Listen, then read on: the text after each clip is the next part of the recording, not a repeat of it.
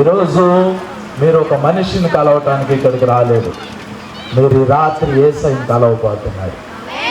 యేసు క్రీస్తు ప్రభువాన్ని కలవబోతున్నారు అని అన్నాను అని అంటే అది నిజంగా కలవబోతున్నాం.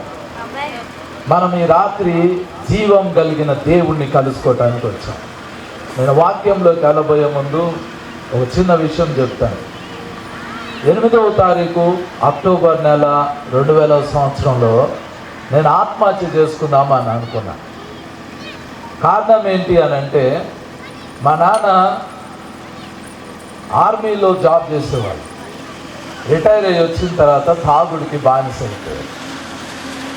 ఆయన ఒక కేసులో ఇరుక్కున్నాడు. కొంతమంది ఆయన మీద అబద్ధపు కేసులు పెట్టారు. ఆ కేసులను బట్టి పోలీస్ స్టేషన్లు, కోర్టులు, జైళ్ళు మా జీవితంలోకి వచ్చేసినాయి. మా నాన్నగారిని అరెస్ట్ చేశారు, పోలీస్ స్టేషన్కి తీసుకెళ్ళారు, తర్వాత కోర్టుకి తీసుకెళ్ళారు, తర్వాత జైల్లోకి పెట్టారు, తర్వాత బెయిల్ మీద మళ్ళీ తీసుకొచ్చాం, మళ్ళీ ఇంకో కేసు వచ్చింది. అలా జీవితము పగిలిపోయింది. నేనేమనుకున్నానంటే మంచిగా చదువుకోవాలి అని అనుకున్నా. కానీ కేసులను బట్టి, ఈ కోర్టులను బట్టి, ఆ జైలును బట్టి, వీటన్నిటి కోసము నేను మా నాన్నగారిని బయటికి తీసుకురావటం కొరకు అప్పుడు నాకు 16-17 సంవత్సరాల వయసు ఉంటుంది. నా చదువు ఆపాల్సి వచ్చింది. నా చదువు అయిపోయింది. ఆ కోర్టు కేసుల కోసము డబ్బులు కావాలి. అప్పులోళ్ళ దగ్గరికి వెళ్ళేవాడిని.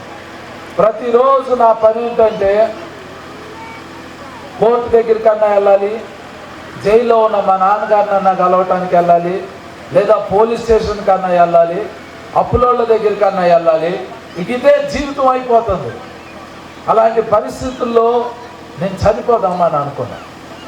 బతకటానికి నాకు ఒక్క కారణం కూడా కనపడినా, కానీ చనిపోవటానికి మాత్రం నాకు 100 కారణాలు కనపడినాయి. ఆ రోజు నేను చనిపోదామని అనుకున్నా.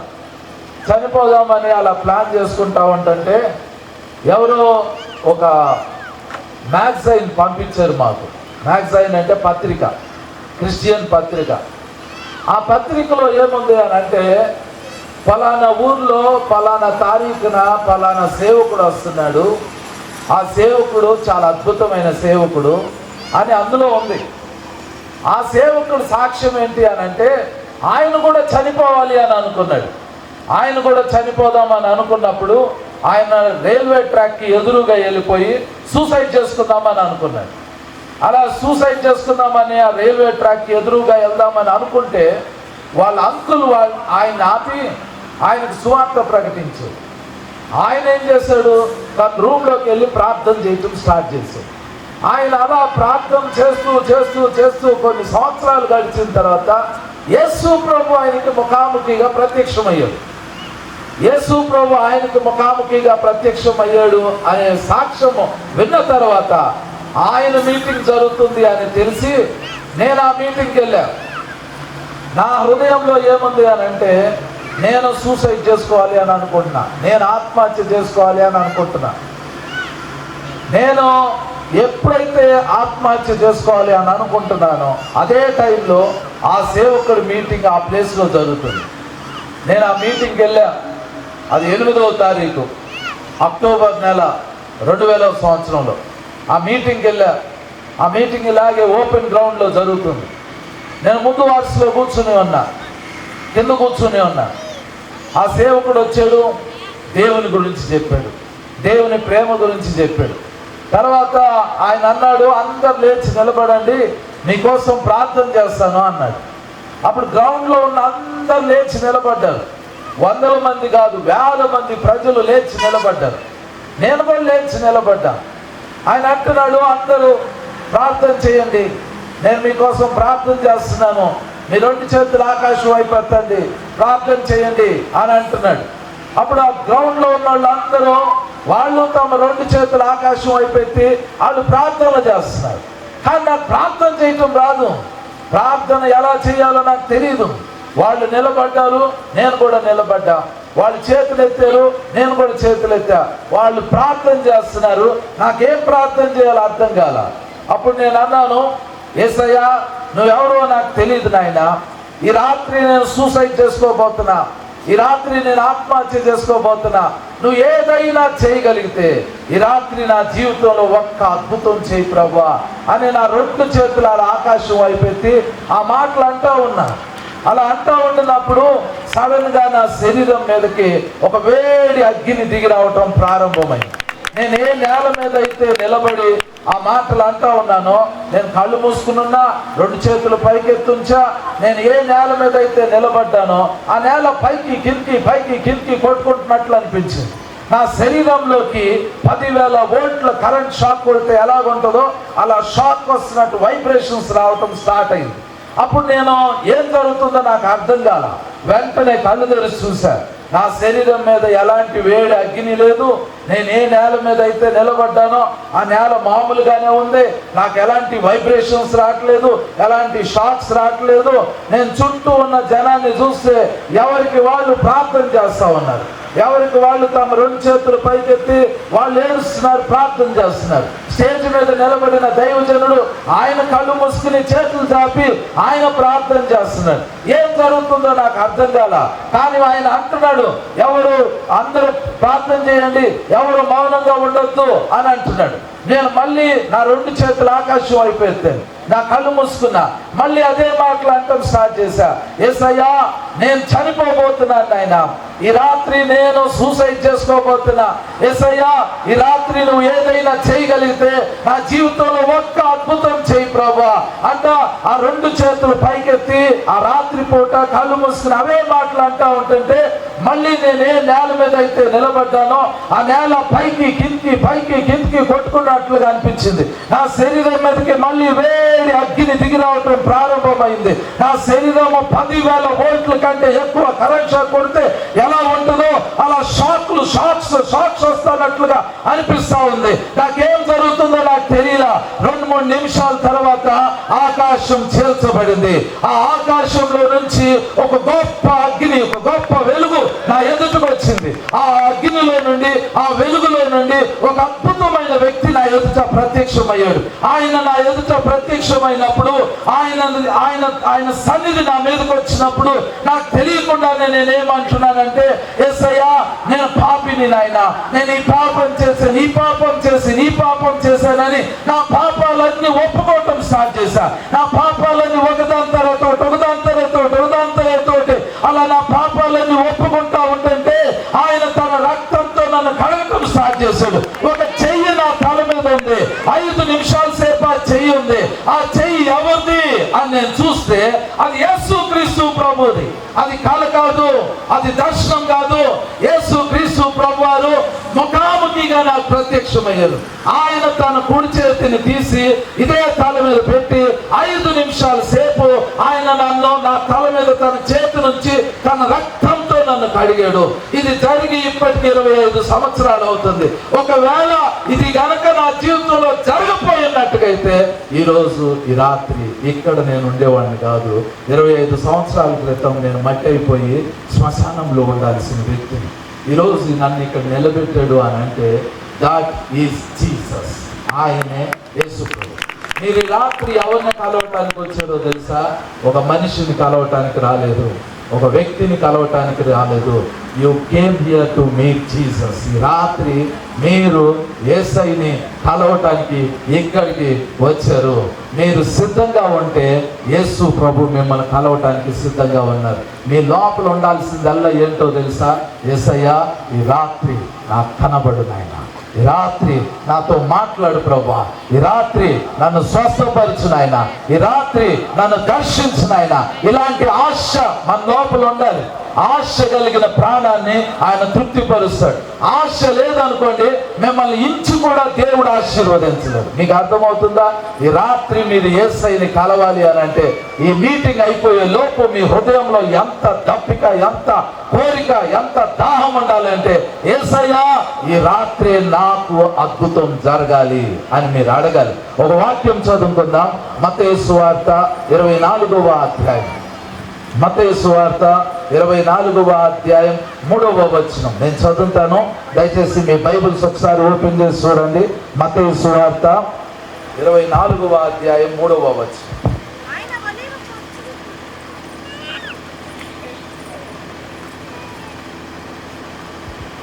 ఆయన ఒలీవల కొండ మీద కూర్చుండి ఉన్నప్పుడు శిష్యులు ఆయన యొద్దకు ఏకాంతముగా వచ్చి, ఇది ఎప్పుడు జరుగును, నీ రాకడకును ఈ యుగ సమాప్తికిని సూచనలేవి మాతో చెప్పమనగా, యేసు వారితో ఇట్లనెను, ఎవడునో మిమ్మల్ని మోసపరచకుండా చూచుకొనుడి.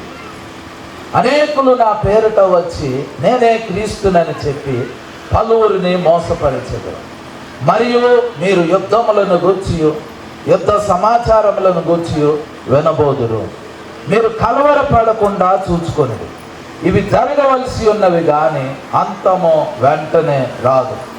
జనము మీదికి జనమును, రాజ్యము మీదికి రాజ్యమును లేచును. అక్కడక్కడ కరువులను భూకంపములను కలుగును. ఇవన్నీ వేదనలకు ప్రారంభం. అప్పుడు జనులు మిమ్మను శ్రమల పాలు చేసి చంపెదరు.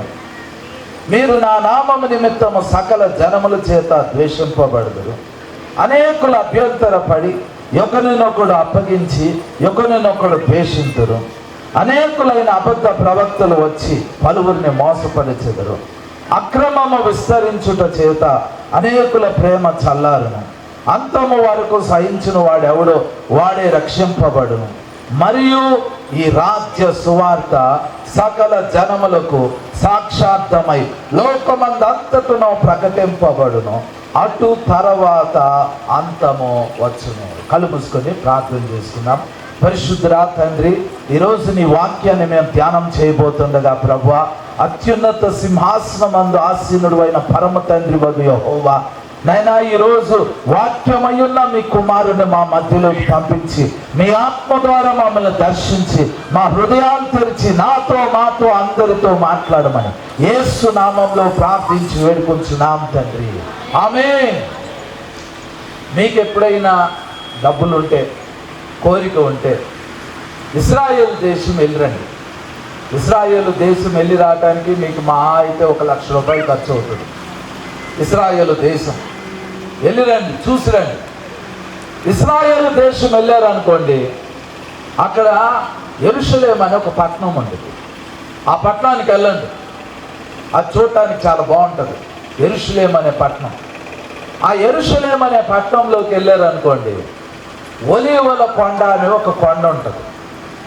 ఆ కొండ మీరేదో ఎత్తైన శిఖరం లాగా ఊహించుకోవద్దు. ఎందుకనంటే ఆ కొండ మీద ఇప్పుడు అందరు ఇల్లు కట్టుకున్నారు. చాలామంది ఇల్లు ఉన్నాయి. చక్కగా కొండ మీదకి నడుచుకుంటూ వెళ్ళొచ్చు. అది కొండ మీదకి వెళ్తున్నట్టు అనిపించదు మీకు, అది ఇళ్ల మధ్యలో నడుస్తున్నట్టుగానే ఉంటుంది. ఆ కొండ మీద చాలామంది ఇల్లు కట్టుకున్నారు. ఆ కొండ మీద చాలామంది ముస్లిమ్స్, అరబ్ ముస్లిమ్స్ ఉన్నారు. అలాగే ఇశ్రాయేలీలు ఉన్నారు. అందరు కలిసి ఉంటారు. ఆ కొండ మీద ఒక ముస్లిం ఉన్నాడు. ఆయన ఉన్న ఇంటికి ఆనుకుని ఒక చర్చి ఉంటుంది. ఆ చర్చి యొక్క తాళాలు ఆ ముస్లిం వ్యక్తి దగ్గర ఉంటాయి, ఆ అరబ్ దగ్గర ఉంటాయి. ఆయన డోర్ ఓపెన్ చేస్తేనే మనం డోర్ తెరవబడి లోపలికి వెళ్తాం, ఆ చర్చి లోపలికి వెళ్తాం. తాళాలు ఆయన చేతుల్లోనే ఉంటాయి. ఆయన ఓపెన్ చేస్తే వెళ్తామో, ఆయన వద్దంటే మనం బయట ఉంటాం. ఆ గేట్ ఓపెన్ చేస్తే ఆ చర్చిలోకి వెళ్తాం. వెళ్ళండి మీరు ఎప్పుడైనా. ఆయన మంచి, ఆయన చాలా చక్కగా ఎవరు వచ్చినా కూడా ఆయన డోర్ ఓపెన్ చేస్తారు, లోపలికి తీసుకెళ్తారు, ఆయన చర్చిలోకి తీసుకెళ్తారు. ఆయన ముస్లిం. అయితే ఆ చర్చిలోకి మీరు వెళ్ళండి.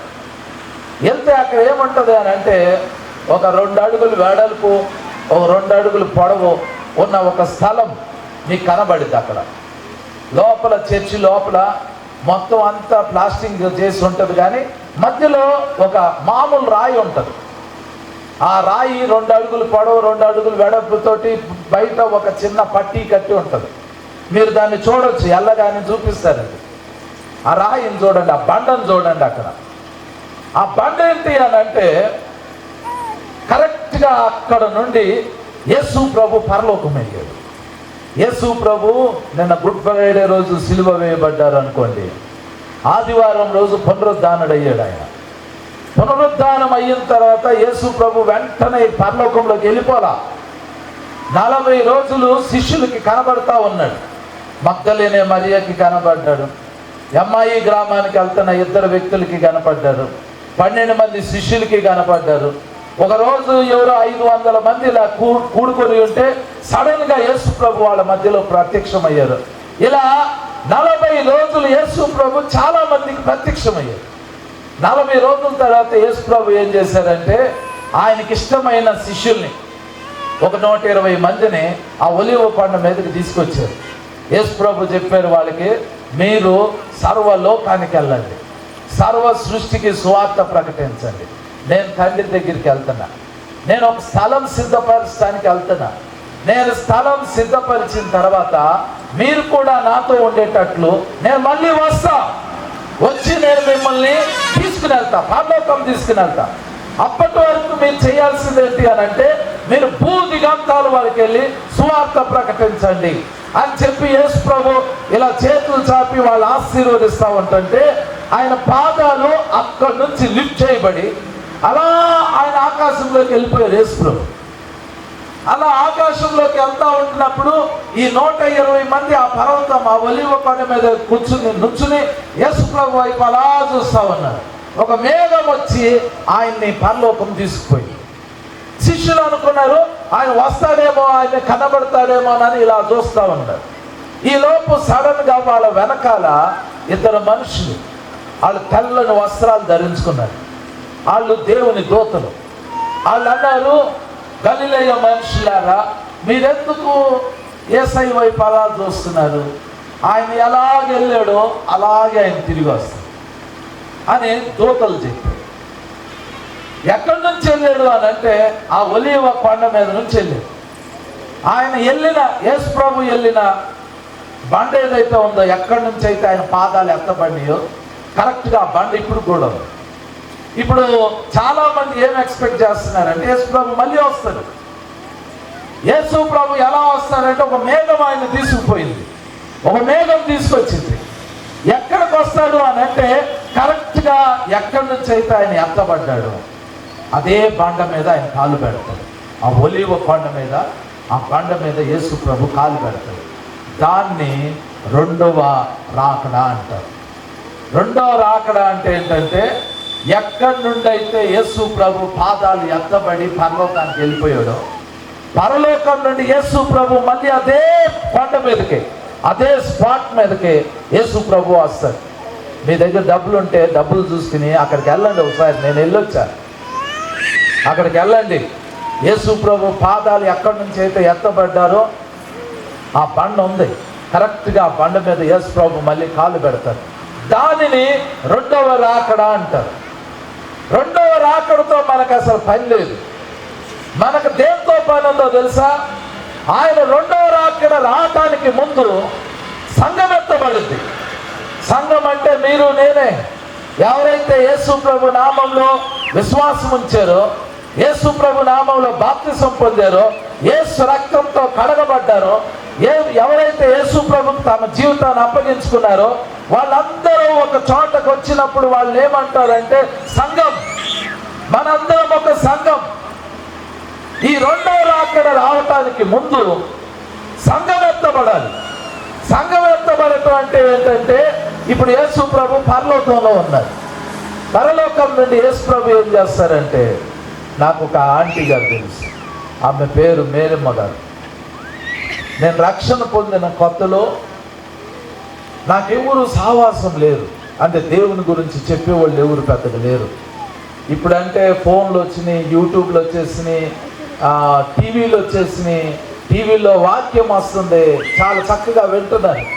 నేను రక్షణ పొందిన కొత్తలో 2000వ సంవత్సరంలో ఆ టైం అప్పుడు టీవీలో పెద్దగా వాక్యం చెప్పేవాళ్ళు లేరు. రేడియోలో సాయంత్రం 7 గంటలకి ప్రేమధార అని ఒక వాక్యం వచ్చేది, అది వినేవాళ్ళు. ఇంత విరివిగా సువార్త లేదు అప్పుడు ఒకసారి ఒక పని మీద నేను బ్యాంక్ వెళ్తే అక్కడ ఒక అంకుల్ గారు వాళ్ళ ఆవిడ గురించి సాక్ష్యం చెప్తున్నారు. మా ఆవిడకి యేసు ప్రభు ప్రత్యక్షం అవుతారండి అని అన్నారు. ఆ మాట నా చెవిని పడింది. వెంటనే నేనేం చేశానంటే అంకుల్ గారిని అడిగి ఆ ఆంటీ గారిని కలవటానికి వెళ్ళాను. అప్పుడు ఆమె కూర్చోబెట్టి ఒక అద్భుతమైన సాక్ష్యం చెప్పారు. ఆమె రోజు ఉదయాన్నే 3 గంటలకు లేచి ప్రార్థన చేసేవాడు. ఎవ్రీడే 3 o'clock స్నానం చేసి ప్రార్థన చేసేవాడు. ఉదయం 3 నుంచి 6 వరకు. 6 గంటలకి ఆమె ఏం చేసేవాళ్ళు అంటే, వాళ్ళకి 2 పిల్లలు, ఆ పిల్లలు చదువుకోవటానికి కాలేజెస్కి వెళ్తారు. వాళ్ళ హస్బెండ్ SBI బ్యాంకులో జాబ్కి వెళ్తారు. కాబట్టి 6 గంటల నుంచి ఆమె ఇంటి పని చేశారు. 11 ఆ టైం అవగానే మళ్ళీ అందరూ స్కూల్స్కి కాలేజెస్కి వెళ్ళేవాళ్ళు, వాళ్ళ హస్బెండ్ గారు బ్యాంక్కి వెళ్ళేవాళ్ళు. అప్పుడు మళ్ళీ ఆమె ప్రార్థనలో కూర్చునేవాళ్ళు. మళ్ళీ సాయంత్రం వచ్చేసరికి మళ్ళీ వాళ్ళకి కావాల్సినవి అన్నీ రెడీ చేసి వాళ్ళు పడుకున్న తర్వాత ఈమె గిన్నెలన్నీ కడిగి మళ్ళీ కొంతసేపు ప్రేయర్ చేసుకుని మళ్ళీ పడుకునేవాళ్ళు. అట్లా ఆమె లైఫ్ అలా వెళ్తూ ఉంది. ఒకరోజు ఏమైందంటే, ఆమె రాత్రి పూట సాయంత్రం పూట పనంతా చేసి అలసిపోయి రాత్రి 11 గంటలప్పుడు వాళ్ళ ఇంటి బయట మంచం వేసుకుని మంచం మీద పడుకున్నారు అలసిపోయి. రాత్రిపూట 11 గంటలప్పుడు. అప్పటికి వాళ్ళ పిల్లలు, వాళ్ళ హస్బెండ్, ఆమె హస్బెండ్ పడుకున్నారు, నిద్రపోయారు వాళ్ళు 11 ఈమె అలాగా పడుకుని ఆకాశం వైపు చూస్తూ ఉంటుంటే నక్షత్రాల్లో ఏదో వెలుగు ఇట్లా కదులుతున్నట్లుగా అనిపించింది ఆమెకు. ఆమె అట్లాగే ఆ వెలుగు వైపు చూస్తూ ఉంటుంటే ఆ వెలుగు సడన్గా ఈమె మంచం మీదకి దిగి వచ్చేసింది. ఆ వెలుగులో యేసుక్రీస్తు ప్రభు వారు ప్రత్యక్షమయ్యారు. యేసు ప్రభు అన్నారు, నా కుమారి నాతో రా అన్నారు. వెంటనే ఈమె ఆత్మ ఈమె శరీరంలో నుంచి బయటకు వచ్చేసింది. యేసు ప్రభువు అలా పరలోకంలోకి పైకి వెళ్తా ఉంటుంటే ఈమె ఆత్మ కూడా పరలోకానికి వెళ్తుంది. ఈమెకు అనిపించింది వెళ్ళిపోతున్నాను అని. అలా ఈమె ఆత్మ పరలోకంలోకి వెళ్ళిపోయింది. యేసు ప్రభు ఆమెను అలాగా మహాకాశాలన్నిటినీ దాటించి ఆమెను తీసుకుని వెళ్ళారు, పరలోకంలోకి తీసుకుని వెళ్ళారు. పరలోకంలో చాలా విషయాలు చూపించారు. పరలోకం ఇలా ఉంటుంది, పరలోకంలో ఇవి ఉంటాయి, పరలోకం అంటే ఇది అని యేసు ప్రభు ఆమెకి చాలా విషయాలు చూపించారు. అంతా అయిపోయిన తర్వాత ఆమెతో యేసు ప్రభు చెప్పారు, నేను నీకు తండ్రిని చూపిస్తానని చెప్పి యేసు ప్రభు ఆమెని ఒక సమీపింపరాని తేజస్సులో ఉన్న స్థలంలోకి ఆమెను తీసుకుని వెళ్ళారు. అప్పుడు యేసు ప్రభు ఆమెకి అత్యున్నత సింహాసనాన్ని చూపించి యేసు ప్రభు చెప్పారు, అదుగోమ్మ తండ్రి అని చూపించి. ఆ అత్యున్నత సింహాసనం మీద తండ్రి అయిన దేవుడు కూర్చొని అన్నాడు. ఎప్పుడైతే ఈమె ఫస్ట్ టైం తండ్రి అయిన దేవుడిని చూశారో ఈమె కళ్ళకి నీళ్ళు వచ్చేస్తున్నాయి. తండ్రి అయిన దేవుడు అన్నారు, నా కుమారి అని ఒక మాట అంటే ఈమె వెంటనే ఏం స్టార్ట్ చేసిందంటే, పరలోకమందున్న మా తండ్రి నీ నామము పరిశుద్ధపరచబడును గాక అని ప్రార్థన స్టార్ట్ చేసింది. ఆ అత్యున్నత సింహాసనం మీద కూర్చున్న తండ్రి అయిన దేవుడు చాలా చక్కగా నవ్వుతా ఆమె ప్రార్థన విన్న తర్వాత తండ్రి అయిన దేవుడు చెప్తున్నారు, యేసు ప్రభుతో చెప్పారు, ఈమెని తిరిగి పంపించు, ఈమె నా కొరకు నీ కొరకు వాక్యం కొరకు సాక్షిగా ఉంటుంది, భూమి మీదకి పంపించు అని చెప్పారు. అప్పుడు యేసు ప్రభు ఈమె వైపు నవ్వి అన్నారు, పదమ్మా నేను నిన్ను నీ ఇంటికి తీసుకెళ్తాను అని అన్నారు. అప్పుడు ఈమె అంటుంది, ప్రభువా నేను వెళ్ళను నాయనా, నేను భూమి మీదకి వెళ్ళను ప్రభువా, నేను అక్కడ ఉండను నాయనా, నేను ఇక్కడే ఉంటా అని ఏడుస్తుంది. అప్పుడు తండ్రి అయిన దేవుడు చెప్పారు, నీ సమయం ఇంకా రాలేదు, నీ సమయం వచ్చినప్పుడు నేను నిన్ను పిలుస్తాను, నువ్వు వెళ్ళు అని అంటుంది. ఆమె అంటుంది, లేదు లేదు ప్రభువా, నేను భూమి మీదకి వెళ్ళను, నేను అక్కడ ఉండను అని అంటే తండ్రి అయిన దేవుడు చెప్పారు, కుమారి నీలాంటి కుమారులు కుమార్తెలు భూమి మీద ఇంకా నాకు చాలా మంది ఉన్నారు, వాళ్ళందరూ కూడా ఇక్కడికి రాబోతున్నారు. నా కుమారుణ్ణి ఒకరోజు పంపించబోతున్నాను. నా కుమారుడు వచ్చి నీలాంటి నా కుమారులు కుమార్తెలు భూమి మీద ఉన్న వాళ్ళందరినీ నా దగ్గరకు తీసుకుని వస్తాడు, అప్పటి వరకు నువ్వు భూమి మీద ఉండు అని ఆమెను పంపించారు. ఇప్పుడు యేసు క్రీస్తు ప్రభువారి పని ఏంటి అని అంటే, తండ్రి అయిన దేవుడు ఒకరోజు యేసయ్యని మేఘాల మీదకి పంపిస్తాడు. మనం చూస్తున్న ఈ మేఘాల మీదకి యేసు ప్రభు అక్కడ ప్రధాన దూతలు రాబోతున్నారు. అక్కడ కోటాను కోట్ల దూతలందరూ వచ్చి అక్కడ నిలబడతారు. అప్పుడు ప్రధాన దూత బోర పట్టుకుని ఒక పెద్ద శబ్దంతో ఊ అని బోర ఊదుతారు. బోర ఊదిన వెంటనే మనము బతికున్నా, మనం చనిపోయినా, మనం మట్టి అయిపోయినా, మన శరీరంతో ఉన్న ఒక్కసారిగా ఎత్తబడి ఈ భూమిని విడిచిపెట్టి మనం మేఘాల మీదకి వెళ్ళిపోతాం. అక్కడ యేసు ప్రభువుని చూస్తాం. యేసు ప్రభుని అక్కడ కలుసుకున్న తర్వాత యేసు ప్రభు మనల్ని అక్కడి నుండి తీసుకుని తండ్రి అయిన దేవుని దగ్గరికి వెళ్తాడు. మనం అప్పుడు ఫస్ట్ టైం అత్యున్నత సింహాసనం మీద కూర్చున్న తండ్రి అయిన దేవుణ్ణి చూడబోతున్నాం. దానిని సంఘం ఎత్తబడటం అంటారు. సంఘం ఎప్పుడు ఎత్తబడిద్ది అని అంటే ఎప్పుడైనా ఎత్తబడచ్చు. రెండవ రాకడ ఎప్పుడు వచ్చింది అని అంటే ముందు సంఘం ఎత్తబడాలి. సంఘం అనేది ఎత్తబడకుండా రెండవ రాకడ అనేది రాదు. రెండవ రాకడ అంటే ఏంటంటే యేసు ప్రభు పరలోకం నుండి భూమి మీదకి వస్తాడు. ఒలీవ కొండ మీద కాలు పెడతాడు. అది రెండవ రాకడ. కానీ సంఘం ఎత్తబడటం అంటే యేసు ప్రభు మేఘాల మీదకి వస్తాడు. మనకి బోర మోకటం వినపడుద్ది, బోర శబ్దం వినపడుద్ది. మనం ఈ భూమి మీద నుంచి ఎత్తబడతాం, మనం మేఘాల మీదకి వెళ్తాం. అక్కడ యేసు ప్రభుని చూస్తాం. అక్కడి నుంచి మనం పరలోకంలోకి వెళ్తాం. అయితే ఇప్పుడు మత్తయి సువార్త 24వ అధ్యాయం 3వ వచనంలో ఏం చదివామంటే యేసు ప్రభు ఈ భూమి మీద శరీరధారిగా ఉండినప్పుడు యేసు ప్రభు వారు శిష్యులకి ఇలాంటి విషయాలు చాలా చెప్పారు. అప్పుడు శిష్యులు అడిగారు, ప్రభువా నీ రాకడ ఎప్పుడు వచ్చిందో మాకు చెప్పండి, యుగ సమాప్తి ఎప్పుడు జరిగిద్దో మాకు చెప్పండి అని అడిగారు. ఇండైరెక్ట్గా వాళ్ళు ఏం అడుగుతున్నారు అని అంటే ఏ సంవత్సరం, ఏ నెల, ఏ తారీఖున నీ రెండవ రాకడ ఎప్పుడు వచ్చిందో చెప్పు అని అంటున్నారు. మనకు రెండవ రాకడ ఎప్పుడు వచ్చిందో తెలిసింది అనుకోండి, అప్పుడు సంఘం ఎప్పుడు ఎత్తబడిందో మనకు తెలిసిపోతుంది. సంఘం ఎప్పుడు ఎత్తబడిందో తెలిసింది అనుకోండి, మనం ఏం చెయ్యాలో మనకు తెలుస్తుంది. యేసు ప్రభు చెప్పారు, బాబు నేను నా రాకడ సూచనలు నేను మీకు చెప్తాను అని చెప్పి యేసు ప్రభు ఈ మత్తయి సువార్త 24వ అధ్యాయం 4వ వచనం నుండి రాకడ సూచనలు చెప్పారు. వాటిలో మొదటిది ఏంటంటే ఎవడనో మిమ్మల్ని మోసపరచకుండా చూచుకొనుడి. ఫస్ట్ జరిగేది ఏంటి అని అంటే మోసం జరగబోతుంది. ఎవడనో మిమ్మను మోసపరచకుండా చూచుకొనుడి. భూమి మీద మోసం అనేది భూమి పుట్టినప్పటి నుంచి జరుగుతుంది. ఎప్పుడైతే ఆదాము అవ్వ సాతాను చేత మోసపరచబడ్డారో అక్కడి నుంచి మోసం ప్రారంభమైంది. అది పెద్ద సూచన ఏం కాదు. తర్వాత ఏం రాయబడింది అని అంటే అనేకులు నా పేరిట వచ్చి నేనే క్రీస్తునని చెప్పి పలువురిని మోసపరుచుదురు అని రాయబడింది. ఇప్పటికీ చాలామంది నేనే క్రీస్తు అని చెప్పేవాళ్ళు వచ్చారు. అది కూడా ఒక కామన్ సింబల్. కానీ ఒక వ్యక్తి నేనే క్రీస్తు అని ప్రపంచానికి చాటుకుంటాడు. అది రాకడ సూచన. అద్భుతమైన విషయం ఏంటి అని అంటే ఆ తర్వాత వచనంలో రాయబడింది, మరియు మీరు యుద్ధములను గూర్చి యుద్ధ సమాచారములను గూర్చి వినబోదురు, మీరు కలవరపడకుండా చూచుకొనుడి అని రాయబడింది. మీరు ఈ ఊర్లో ఉన్నారు. ఈ ఊరి పేరేంటి? మండలపాడు. మీరు మండలపాడులో ఉన్నారు. మీకు అసలు ఏమీ తెలియదు. ఎందుకు అని అంటే ప్రపంచం ఇప్పుడు చాలా భయంకరమైన పరిస్థితుల్లో ఉంది. మీరు ఒక 40,000 రూపాయలు టికెట్ పెట్టి ఫ్లైట్ ఎక్కి మిడిల్ ఈస్ట్కి వెళ్ళండి.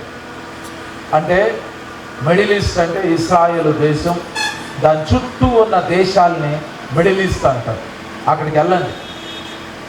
అక్కడికి వెళ్తే ఏం కనబడుద్ది అని అంటే మీకు జీవితం అంటే ఏంటో అర్థమైంది, భయం అంటే ఏంటో అర్థమైంది. నాకు తెలిసిన ఒక దైవజనులు ఉన్నారు. ఆయన చనిపోయారు. చాలా గొప్ప దైవజనుడు ఆయన. ఆయన బతికి ఉన్నప్పుడు యేసు ప్రభుని ముఖాముఖిగా చూసిన దైవజనుడు ఆయన. ఆయన దేవుని ప్రేమ గురించి చాలా ఎక్కువగా ప్రకటించేవాడు. రాకడ గురించి ఎప్పుడు చెప్పలా, సంఘం ఎత్తబడటం గురించి ఎప్పుడు చెప్పలా. అయితే ఆయన వాక్యం చెప్పినప్పుడు ఆయన వాక్యం వినటానికి ఆయన మీటింగ్కి 3 లక్షల మంది 5 లక్షల మంది ప్రజలు వచ్చేవాళ్ళు. అంత పెద్ద జన సమూహాన్ని ఆయన ఆకర్షించేవాడు. ఆయన ఒక్క మీటింగ్ పెడితే 5 లక్షల మంది వచ్చి గ్రౌండ్లో కూర్చునేవాడు. అంత గొప్ప దైవజనుడు. ఆ దైవజనుడు రాకడ గురించి కానీ సంఘం ఎత్తబడటం గురించి కానీ చెప్పలా. చాలామంది సేవకులు ఆయన అడిగారు, అయ్యా రాకడ వస్తుంది కదా, సంఘం ఎత్తబడిపోతుంది కదా, నువ్వెందుకు నాయనా రాకడ గురించి సంఘం ఎత్తబడటం గురించి చెప్పట్లేదు అని ఆయన అడిగారు. అప్పుడు ఆయన ఏం చెప్పారు అని అంటే, నాకెప్పుడు యేసు ప్రభు రాకడ గురించి చెప్పమని కానీ సంఘం ఎత్తబడటం గురించి చెప్పమని కానీ నాకు చెప్పలేదు అని అన్నారు. అయినా ఆయనకు ఆ హృదయంలో ఆ బాధ ఉంది. అందరూ అదే చెప్తున్నారు, నేనెందుకు చెప్పకూడదు అని చెప్పి ఆయన ఒకరోజు ఉపవాసం ఉండి ప్రార్థన చేస్తున్నారు. ఆ రోజు యేసు ప్రభు ఆయనకి ముఖాముఖిగా ప్రత్యక్షమయ్యారు. అప్పుడు ఆ దైవజనుడు ఆ యేసు ప్రభుని అడిగారు, ప్రభువా నేను రాకడ గురించి చెప్తాను, నేను సంఘం ఎత్తబడటం గురించి చెప్తాను, నాకు దాని గురించి తెలియజేయి ప్రభువా అని ఆయన యేసు ప్రభుని అడిగారు. యేసు ప్రభు వారు అన్నారు, నువ్వు దాని గురించి చెప్పాల్సిన అవసరం లేదు, ఎందుకంటే నీ దినాల్లో అది సంభవించదు, నీ తర్వాత అది సంభవించింది. రెండవది, దాని సూచనలు అడిగావు కదా, ఒక్క సూచన నేను నీకు చెప్తాను అని అన్నాడు. ఆ సూచన ఏంటి అని అంటే, మిడిల్ ఈస్ట్ అంటే ఏంటంటే ఇశ్రాయేలు దేశము, దాని చుట్టుపక్కల ఉన్న అనేక దేశాలని కలిపి మిడిల్ ఈస్ట్ అంటారు. మిడిల్ ఈస్ట్లో రక్తము ఏర్లై పారింది. ఎప్పుడైతే రక్తం అలా ఏర్లై పారిద్దో అప్పుడు సంఘం ఎత్తబడే దినం వచ్చింది అని నువ్వు తెలుసుకో అని అన్నాడు. అప్పుడు ఇది చెప్పి ఆయన 2003లో చెప్పారు ఈ మాట. ఆ దినాల్లో 2003వ సంవత్సరంలో కనుక మీరు మిడిల్ ఈస్ట్కి వెళ్తే అక్కడ రక్తం ఏర్లై పార్లా, అక్కడ అందరూ మంచిగా జీవిస్తూ ఉన్నారు. ఇప్పుడు ఈ మండలపాడులో ఎలాగా మనుషులు జీవిస్తున్నారో ప్రశాంతంగా, అలాగే అక్కడ జీవిస్తూ ఉన్నారు. కానీ ఇప్పుడు వెళ్ళి చూడండి, ఈ సంవత్సరం, ఇప్పుడు ఈ నెలలో, ఇప్పుడు ఈ క్షణంలో మీరు ఇశ్రాయేల్ దేశం వెళ్ళి చూడండి, మిడిల్ ఈస్ట్లో వెళ్ళి చూడండి. మిడిల్ ఈస్ట్ అంటే ఇశ్రాయేల్ దేశము, దాని కింద ఉన్న గాజా, ఈజిప్ట్, దాని పైన ఉన్న సిరియా, లెబనాన్, దాని పక్కనే ఉన్న ఇరాన్, ఇరాక్, టర్కీ, ఈ దేశాలన్నిటినీ మిడిల్ ఈస్ట్ అంటారు. యెమెన్, మీరు ఆ దేశాలు వెళ్ళి చూడండి. ఆ దేశాల్లోకి మీరు ఇలా వెళ్ళి ఈరోజు కనుక మీరు విమానం టికెట్ కొనుక్కుని రేపు ఉదయం ఫ్లైట్ ఎక్కి రేపు మధ్యాహ్నం అక్కడికి వెళ్ళి ఆ ల్యాండ్లో నడిచారనుకోండి, మీరు ఇలా నడుస్తూ ఉంటుంటేనే ఆకాశంలో నుంచి బాంబులు పడతా ఉంటున్నాయి, పెద్ద పెద్ద బిల్డింగులు కూలిపోయినాయి, మనుషులు శరీరాలు అలా పడిపోయి ఉన్నాయి, రక్తం ఇలా ఏర్లై పారుతుంది. నేను మీకు చెప్తున్నా, మీ దగ్గర డబ్బులుంటే టికెట్ కొనుక్కుని ఈ రోజు బయలుదేరి రేపు మధ్యాహ్నానికి మీరు వెళ్తారు, గాజాకి వెళ్ళండి, అక్కడ ఇలా నడవండి, ఆ వీధుల్లో ఇలా నడవండి, మీ కాళ్ళకి రక్తం అంటకపోతే నన్ను అడగండి. మిడిల్ ఈస్ట్లో రక్తం ఇలా ఏర్లై పారుతుంది. ఈ రక్తం ఏర్లై పారటాన్ని ఏమన్నారు అని అంటే, యేసు ప్రభు చెప్పారు, యుద్ధాలు, యుద్ధ సమాచారాలు మీరు వింటారు. యుద్ధాలు,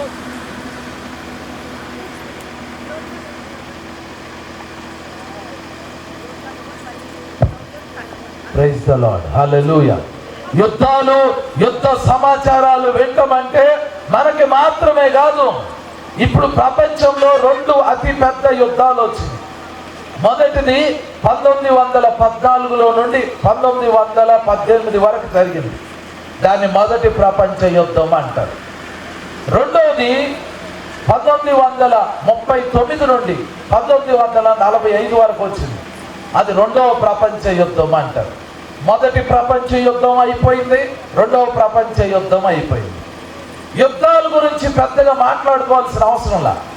కానీ ఇప్పుడు ప్రజెంట్ ఇప్పుడున్న పరిస్థితుల్లో ఏం జరుగుతుందో తెలుసా? ప్రపంచం మొత్తం యుద్ధాలకి సిద్ధమైపోయింది. యుద్ధాలు, యుద్ధ సమాచారాలు ప్రారంభమైనవి.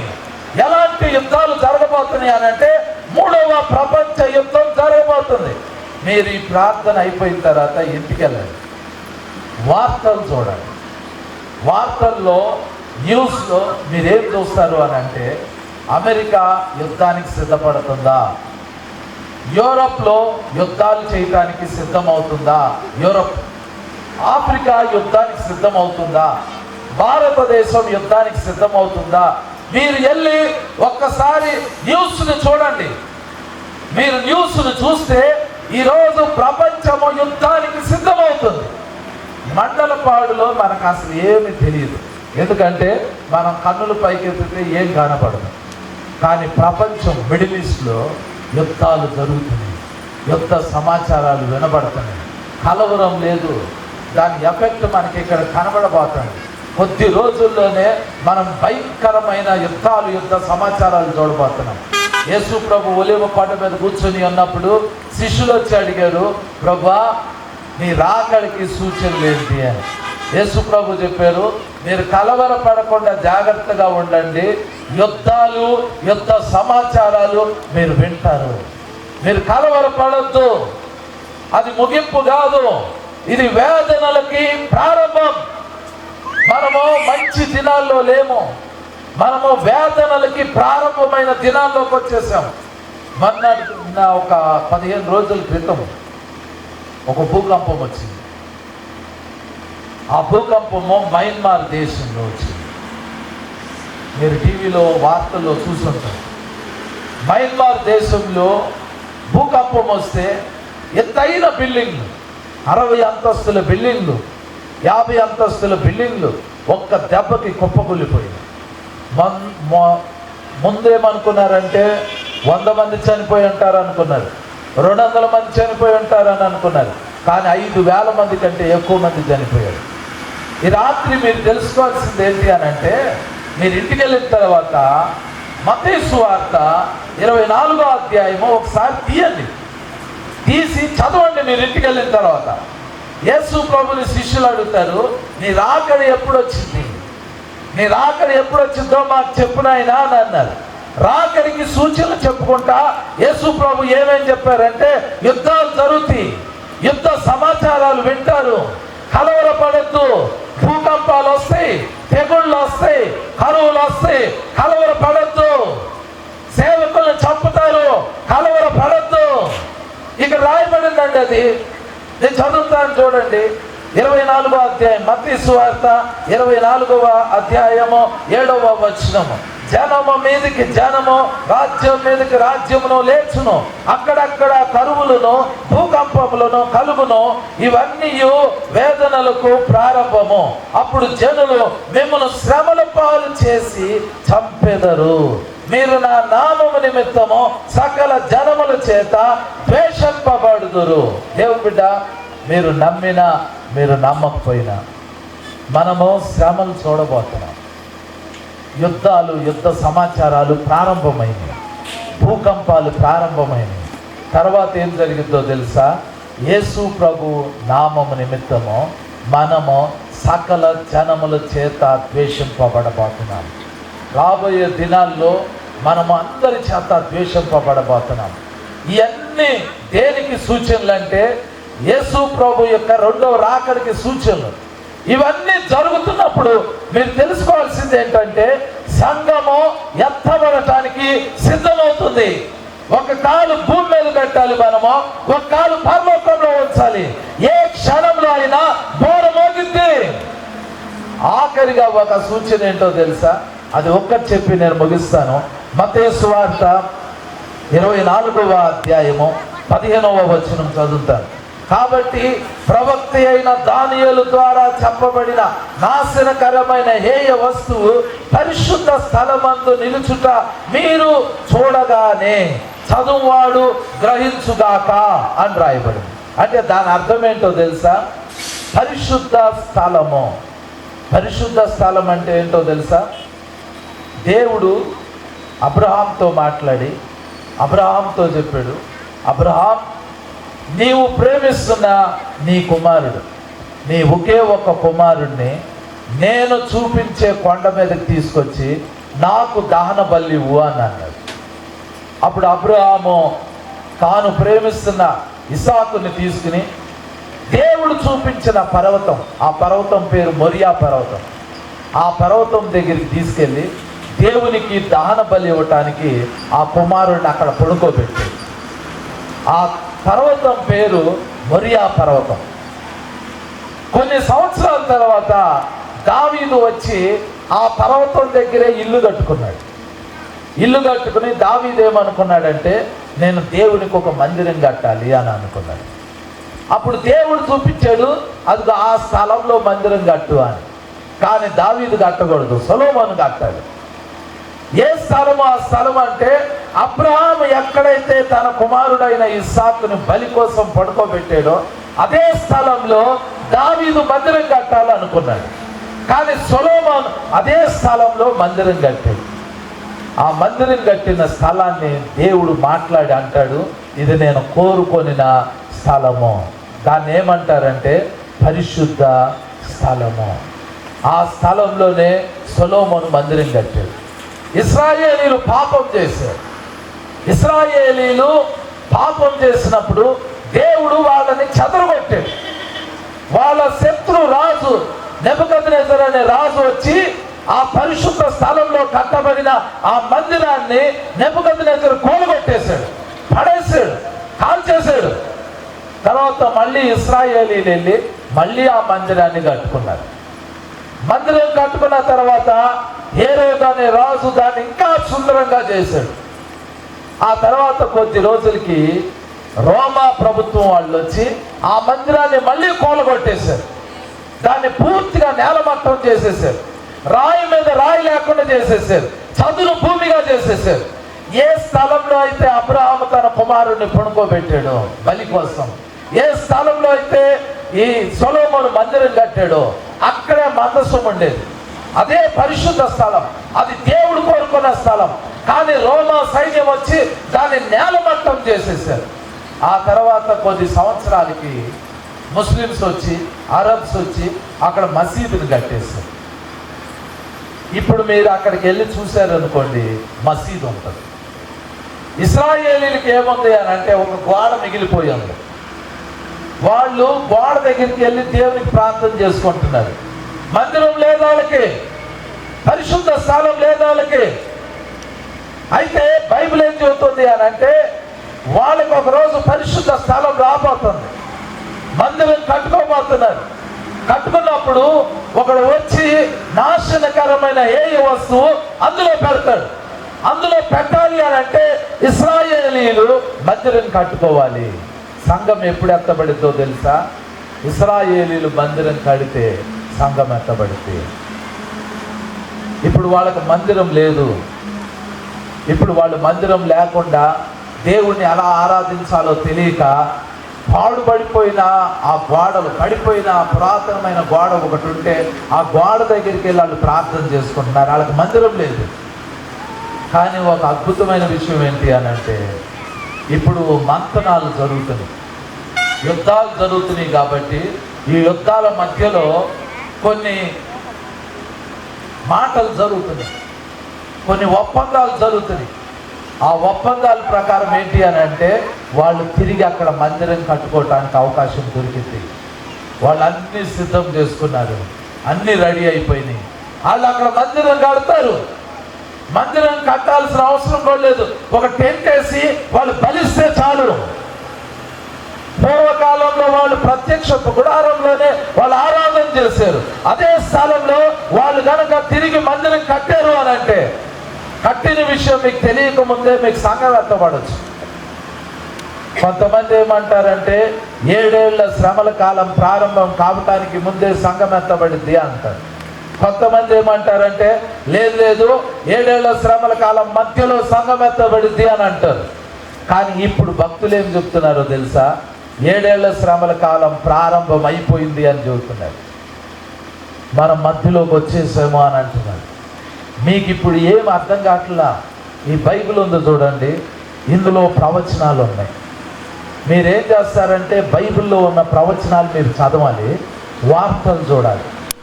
వార్తలు చూసినప్పుడు ఎప్పుడో 2600 సంవత్సరాల క్రితం రాయబడిన ప్రవచనాలు ఇప్పుడు నెరవేరుతున్నాయి అనే విషయం కూడా ఇక్కడున్న చాలా మందికి తెలియకుండా మనం ఉన్నాం. హేరోదు అనే రాజు ఆయన కోటలో ఉన్నప్పుడు కొంతమంది జ్ఞానులు హేరోదు దగ్గరికి వచ్చారు. అయ్యా, యూదులకి రాజు పుట్టాడు, ఎక్కడ పుట్టాడు? నీ ఇంట్లోనే పుట్టాడా అని హేరోదుని అడిగితే, హేరోదు ఇంట్లో అప్పుడు ఎవరు పుట్లా.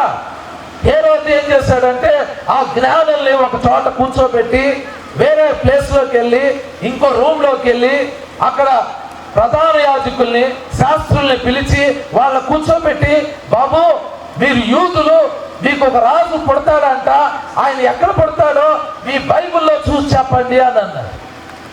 అప్పుడు ప్రధాన యాజకులు శాస్త్రులు బైబిల్ ఓపెన్ చేసి మీకు ఆ గ్రంథం 5వ అధ్యాయం 2వ వచనం తీసి బెత్లెహేంలో పుడతాడండి అని హేరోదుకి చెప్తారు.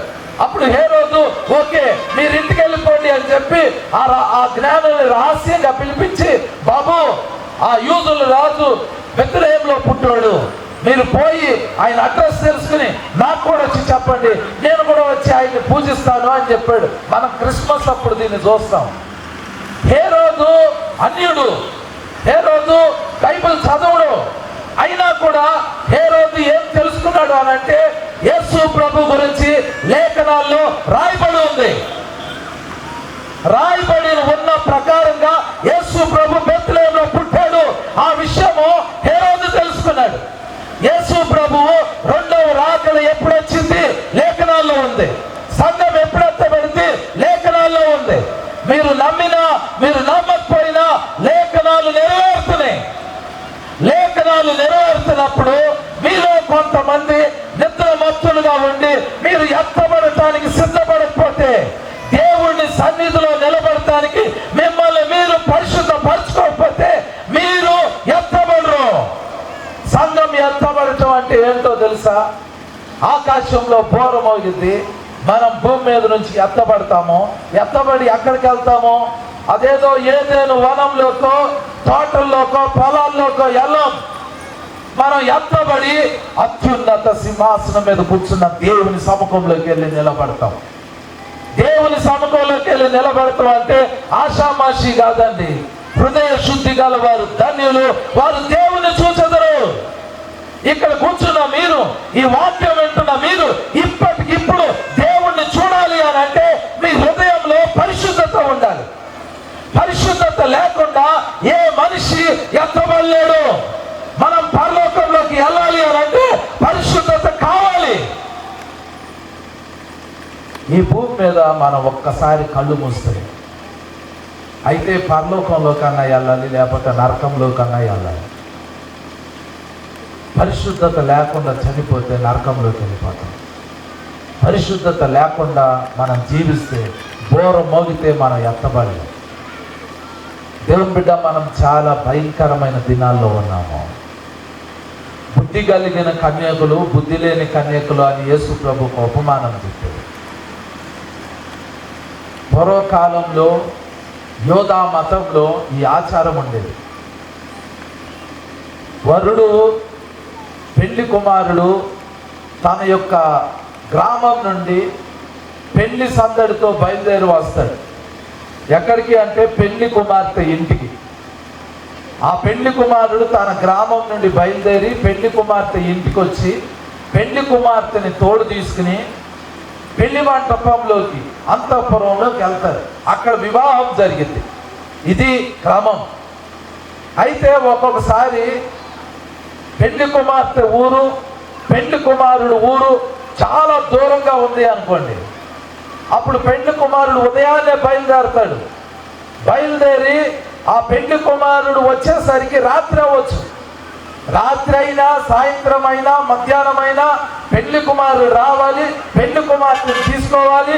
వారు పెళ్లి మంటపానికి వెళ్ళి అక్కడ వివాహం చేసుకోవాలి.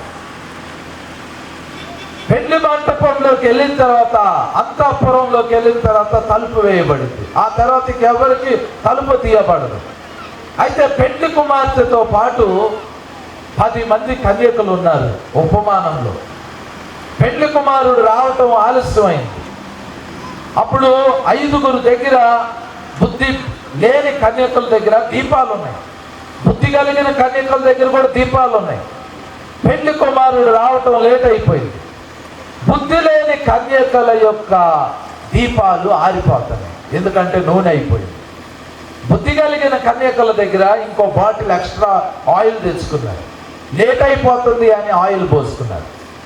వీళ్ళొచ్చి బుద్ధి లేని కన్యకలు అడుగుతారు, మాకు ఆయిల్ ఇవ్వండి, మా దగ్గర ఆయిల్ అయిపోయింది అని అంటే, ఈ బుద్ధి కలిగిన కన్యకలు అంటారు, మీరు పోయి మార్కెట్కి వెళ్ళి కొనుక్కొచ్చుకోండి, మా దగ్గర ఉన్న నూనె మీకు పోస్తే మీకు మాకు ఇద్దరికి సరిపోదు, మీరు వెళ్ళండి అని అంటారు. వాళ్ళు మార్కెట్కి వెళ్ళే లోపు పెళ్లి కుమారుడు వస్తాడు, పెళ్లి కుమార్తెను తీసుకుంటాడు. ఈ 5 కన్యకలు వాళ్ళతో పాటు పెళ్లి విందులోకి వెళ్ళిపోతారు. ఇక్కడ విషయం ఏంటి అని అంటే, తర్వాత వాళ్ళు నూనె తీసుకొచ్చి వచ్చిన తర్వాత పెళ్ళి అయిపోయింది, అక్కడ వివాహం జరిగిపోతుంది, ఫంక్షన్ జరుగుతూ ఉంటుంది. అక్కడికి వెళ్ళి డోరు కొట్టి, ప్రభువా మాకు తలుపు తీయ అని అంటాడు. అప్పుడు ప్రభు అంటాడు, మీరెవరో నాకు తెలియదు అని అంటాడు. ఈ స్టోరీలో మీరు తెలుసుకోవాల్సింది ఏంటో తెలుసా? క్రైస్తవులు 2 రకాలుగా ఉంటారు. మొదటి రకం ఏంటంటే, ఎప్పుడు ప్రార్థనలో ఉంటారు, వాక్యం చదువుకుంటారు, ప్రార్థన చేసుకుంటారు, దేవునికి నమ్మకంగా ఉంటారు. మిగిలిన క్రైస్తవులు ఎలాంటి వాళ్ళు అంటే, వాళ్ళకి ఏదైనా శ్రమ వచ్చినప్పుడు, హింస వచ్చినప్పుడు, ఆపద వచ్చినప్పుడు, అప్పుడు మాత్రమే వాళ్ళు దేవుని దగ్గరికి వస్తారు. ఆ ప్రాబ్లం పోయిన తర్వాత మళ్ళీ లోకంలోకి వెళ్ళిపోతారు. మీరు ఎలాంటి వాళ్ళు మీకు అర్థమవుతుంది. మీకు ఏదైనా కుటుంబంలో సమస్య వచ్చిందనుకోండి, అప్పుడు మాత్రమే మీరు సంఘం దగ్గరికి వస్తారు, అప్పుడు మాత్రమే మీరు సేవకుల దగ్గరికి వస్తారు, అప్పుడు మాత్రమే మీరు ప్రార్థన చేస్తారు, అప్పుడు మాత్రమే మీరు దేవుణ్ణి వెతుకుతారు. ఆ సమస్య తీరిపోయింది అనుకోండి, ఆ ప్రాబ్లం సాల్వ్ అయిపోయింది అనుకోండి, మళ్ళీ మీరు లోకంలోకి వెళ్ళిపోతారు. ఇది బుద్ధి లేని కన్యకల యొక్క జాబితా. కొంతమందికి శ్రమ వచ్చినా, శ్రమ రాకపోయినా, మంచి ఆశీర్వాదం వచ్చినా, ఆశీర్వాదం రాకపోయినా వాళ్ళు ఎల్లప్పుడూ ప్రార్థనలో ఉంటారు. వీళ్ళు బుద్ధి కలిగిన వాళ్ళు. ఎత్తబడేది ఎవరు అనంటే, బుద్ధి కలిగిన కన్యక లాంటి వాళ్ళు. ఏముండినా ఏమి లేకపోయినా మనం గనక దేవుణ్ణి వెంబడిస్తే దేవుడు మనల్ని తన రాజ్యంలో తీసుకుంటాడు. దేవుణ్ణి వాడుకుంటాం స్టార్ట్ చేస్తే మనం ఆయన రాజ్యంలోకి వెళ్ళము. దేవుని బిడ్డ, దేవుడు నిన్ను ఎంతగానో ప్రేమించాడు, తన కృపను నీకు ఇస్తున్నాడు. నువ్వు ఇష్టపడితే నిన్ను తన రాజ్యంలో స్థిరపరచుకోవాలని అనుకుంటున్నాడు. నీ బలహీనతల్లో ఆయన నీకు సహాయం చేస్తాడు. నీ వ్యాధి, నీ రోగం, నీ యొక్క పరిస్థితులన్నిటినీ ప్రభు దర్శించి చూసి బాగు చేస్తాడు. నీకేముండాలో తెలుసా? ఆయనతో గడపాలి, ఆయన సన్నిధిలో నిలబడాలి అనే ఆశ ఒక్కటి ఉంటే చాలు. దేవుడు తన హస్తాన్ని నీ మీద చాపుతాడు. అట్టి కృప పరిశుద్ధాత్మ దేవుడు మనందరికీ దయచేయను గాక. ఆమేన్. దయచేసి అందరు లేచి నిలబడండి. మీకోసం నేను ప్రార్థన చేయబోతున్నాను. ఈ ప్రార్థనలో దేవుని గొప్ప శక్తి మీ మీదకి దిగి రాబోతుంది. దేవుని గొప్ప అభిషేకం మీ మీదకి దిగి రాబోతుంది. అందరు కళ్ళు మూసుకోండి, అందరు లేచి నిలబడండి. మీకోసం ఇప్పుడు ప్రార్థన చేయబోతున్నాం. దేవుని గొప్ప శక్తి మీ మీదకి దిగి రాబోతుంది. అందరు కళ్ళు మూసుకోండి. ఎవరు ఇటు అటు తిరగొద్దు, ఎవరు ఇటు అటు చూడొద్దు. మీ మనస్సులు యేసయ్య వైపు చాపండి, మీ హృదయం యేసయ్య వైపు తిప్పండి. లోకం వైపు మీ హృదయం తిప్పొద్దు, లోకం వైపు మీరు చూడొద్దు. మీరు మీ హృదయం తెరిచి దేవుని వైపు చూడండి. దేవునితో మాట్లాడండి, యేసయ్యతో మాట్లాడండి, యేసయ్యతో మాట్లాడండి, యేసయ్యతో మాట్లాడండి, యేసు ప్రభుతో మాట్లాడండి. కొన్ని నిమిషాలు ప్రార్థన చేయండి. దేవుని బిడ్డ, కొన్ని నిమిషాలు ప్రార్థన చేయండి. మీ హృదయం తెరవండి, మీ హృదయం తెరవండి, మీ నోరు తెరవండి, మీ హృదయం తెరవండి, మీ నోరు తెరవండి. మీరు ప్రార్థన చేయండి. అవిశ్వాసంగా ఉండొద్దు, ఇటు అటు తిరగొద్దు, ఇటు అటు చూడొద్దు. అందరు కళ్ళు మూసుకోండి, అందరు కళ్ళు మూసుకోండి, అందరు కళ్ళు మూసుకోండి. దేవుని బిడ్డ, ఇది ప్రశస్తమైన సమయం, ఇది ఆశ్చర్య కార్యాలు జరిగే సమయం, ఇది అభిషేకం విడుదలయ్యే సమయం. ఈ సమయంలో గొప్ప కార్యాలు జరగబోతున్నాయి. ఈ సమయంలో గొప్ప అద్భుతాలు మనం చూడబోతున్నాం. అందరు కళ్ళు మూసుకోండి, అందరు కళ్ళు మూసుకోండి, అందరు కళ్ళు మూసుకోండి. కొన్ని నిమిషాలు మనం ప్రార్థనలోకి వెళ్ళబోతున్నామండి. ఈ ప్రార్థన జరిగేటప్పుడు దేవుని అగ్ని అభిషేకం మన మీదకి దిగి రాబోతుంది. దేవుని గొప్ప కార్యాలు మనం అనుభవించబోతున్నాం. దేవుని సన్నిధిని మనం అనుభవించబోతున్నాం. దేవుని అందరి అందరు కళ్ళు మూసుకొని, అందరు కళ్ళు మూసుకొని, అందరు కళ్ళు మూసుకొని మీ హృదయాలు తెరవండి, మీ నోర్లు తెరవండి, మీ హృదయం తెరవండి, మీ నోర్లు తెరవండి. యేసయ్యతో మాట్లాడండి, దేవునితో చెప్పండి, యేసయ్యా ఈ రాత్రి నిన్ను కలవటానికి నేను ఎక్కడికి వచ్చాను ప్రభువా. యేసయ్యా నన్ను దర్శించు నాయనా, యేసయ్యా నన్ను దర్శించు నాయనా. యేసయ్యా, యేసయ్యా ఆయన నామాన్ని పిలవండి, ఆయన నామాన్ని పిలవండి, యేసు అనే నామాన్ని పిలవండి, యేసు అనే నామాన్ని పిలవండి. ఆయన నామాన్ని పిలిస్తే ఆ దేవుని శక్తి మీ మీదకి బలంగా దిగి రాబోతుంది. యేసయ్య అభిషేకం మీ మీదకి రాబోతుంది. ఈ రోజు మీరు మనిషిని కలవటానికి రాలేదు, యేసయ్యని కలవటానికి మీరు ఇక్కడికి వచ్చారు. ఈ రోజు మీకు మీరే మీ హృదయం తెరిచి దేవునితో మాట్లాడండి.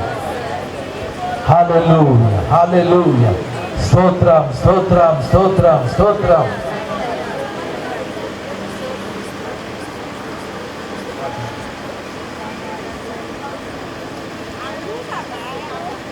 స్తోత్రం. అందరం కళ్ళు మూసుకున్నాం, అందరం కళ్ళు మూసుకున్నాం. దేవుడిగా ఈ రాత్రి మీకోసం ఇప్పుడు ప్రార్థన చేయబోతున్నాము. ఈ ప్రార్థన జరిగేటప్పుడు దేవుని మహాశక్తి మీ మీదకి దిగి రాబోతుంది, దేవుని సన్నిధి మీ మీదకి దిగి రాబోతుంది.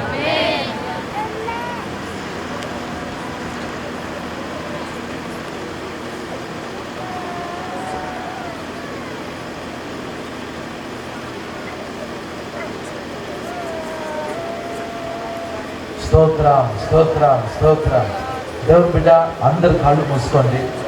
దేవాతి దేవుడు ఇప్పుడు మనం ప్రత్యక్షం కాబోతున్నారు. ఆయన బలమైన అగ్ని అభిషేకం మనం చూడబోతున్నాం. ఆయన అభిషేకాన్ని మనం ఇప్పుడు పొందుకోబోతున్నాం. దేవుని సన్నిధి మన మధ్యలో చాలా బలంగా రాబోతుంది. కొన్ని నిమిషాలు మనం ప్రార్థన చేస్తాం. హల్లెలూయా, హల్లెలూయా. స్తోత్రం తండ్రి, స్తోత్రం, స్తోత్రం, స్తోత్రం, స్తోత్రం, స్తోత్రం నాయన, స్తోత్రం తండ్రి. హల్లెలూయా, హల్లెలూయా, హల్లెలూయా. స్తుతి ప్రభువా. రాత్రి పరిశుద్ధాత్మ దేవుడు తెలియపరిచిన మాట ప్రకారముగా సంఘం ఎత్తబడే సమయం రాబోతుంది. కాస్త దేవుని కొరకు భయపడి గ్రామంలో ఉంచున్న ప్రతి ఒక్కరు కూడా జోకులు వేటే సమయం కాదు ఇది. ఆనందగానాలు పాడుకునే సమయం కూడా కాదు. దేవుని రాకడ మన పోకడ. కనుకనే రాత్రి దైవ సేవకుల నోట రాకడ గురించి మన పోకడ గురించి తెలియపరచి ఉన్నారు. నిలబడ్డ స్థలములో కాస్త భయపడినట్టయితే రాత్రి పరిశుద్ధాత్మ దేవుడు నీతో మాట్లాడిన ప్రకారముగా దేవా, ఇక నేను ఎడబడ్డ స్థలంలో ఉంటే నాకు శ్రమ, ఆ 7 ఏళ్ళు శ్రమ, ఆ భయంకరమైన శ్రమ తండ్రి. దేవా, రాత్రి ఆ స్థితి నాకు వచ్చొద్దు. నేను మారు మనసు పొందుకున్నట్లుగా ఈ సన్నిధికి వస్తున్నానయ్యా. ఈ పాటలు పాడుతున్నాను, ఈ వాక్యం వింటున్నాను, ఈ ప్రణాళిక తెలుసుకునే పరిస్థితిలో ఉన్నాను. ఎత్తబడ్డ సంఘంలో ఉంటున్నానా, ఎరవబడుతున్న పరిస్థితులు ఉన్నానేమో. ఒక్కసారి ఎవరికి వారే హృదయాలను తములుకొని చూసుకోండి, హృదయాలను పరిశీలన చేసుకోండి. 7 ఏళ్ల శ్రమ రోజు, అతి త్వరలో సంఘము ఎత్తబడుతున్న రోజు, 2వ రాకడ ఆయన రాబోతున్న రోజు, అతి త్వరలో మన దగ్గర కాస్త సిద్ధపాటు అదే అదే ఆ రోజు యేసయ్యా ఉగ్రత రోజు, 7 ఏళ్ల శ్రమల రోజు, పాపులంతా ఏడ్చే రోజు. అదే అదే ఆ రోజు యేసయ్యా ఉగ్రత రోజు, సూర్యుడు నలుపయ్యే రోజు, చంద్రుడు ఎరుపయ్యే రోజు, సూర్యుడు నలుపయ్యే రోజు, చంద్రుడు ఎరుపయ్యే రోజు, భూకంపము కలిగే రోజు, దిక్కులేక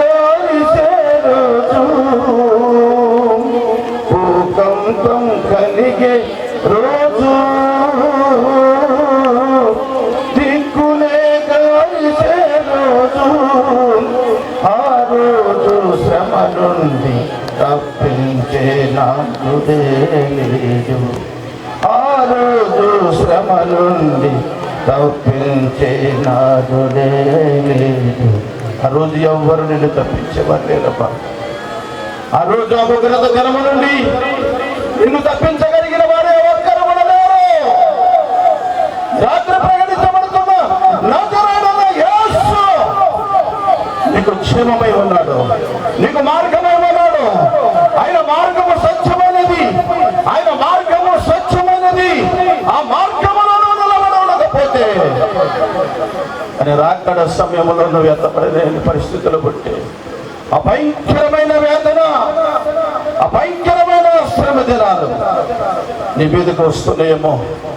ఒక్కసారి నిన్ను పరిశీలన చేసుకో. వ్యభిచారులు ఏడ్చే రోజు, మోసగాళ్ళు మసిలే రోజు, వ్యభిచారులు ఏడ్చే రోజు,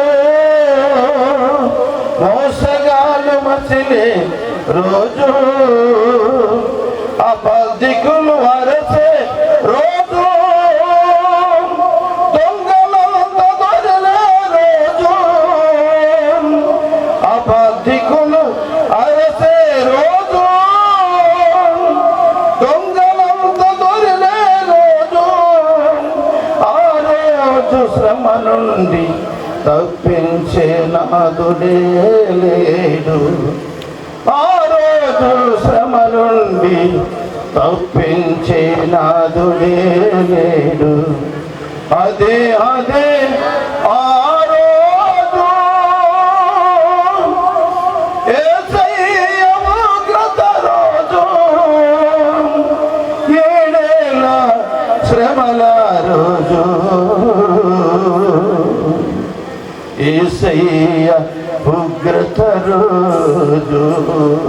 ఆ రోజు నిన్ను తప్పించగలిగిన వారు దేవుని విరిగి ఉండి వ్యభిచారములు దొరుకుతున్నావేమో, అబద్ధికులుగా బతుకుతున్నావేమో, మోసగాలిగా బ్రతుకుతున్నావేమో, ఇదే నీ బ్రతుకునుకుంటున్నావేమో, కాళ్ళమ్మకు చూపుతూ నడుస్తున్నావేమో. యేసయ్య రాకడ త్వరలో ఉన్నది. ఎత్తబడ సంఘములో ఉన్నావు లేవో ఒక్కసారి నువ్వు జ్ఞాపకం చేసుకో. పిల్ల జాడ తల్లికి లేదు, తల్లి జాడ పిల్లకు లేదు. యేసయ్య పిల్ల జాడ తల్లికి లేదు, తల్లి జాడ పిల్లకు లేదు.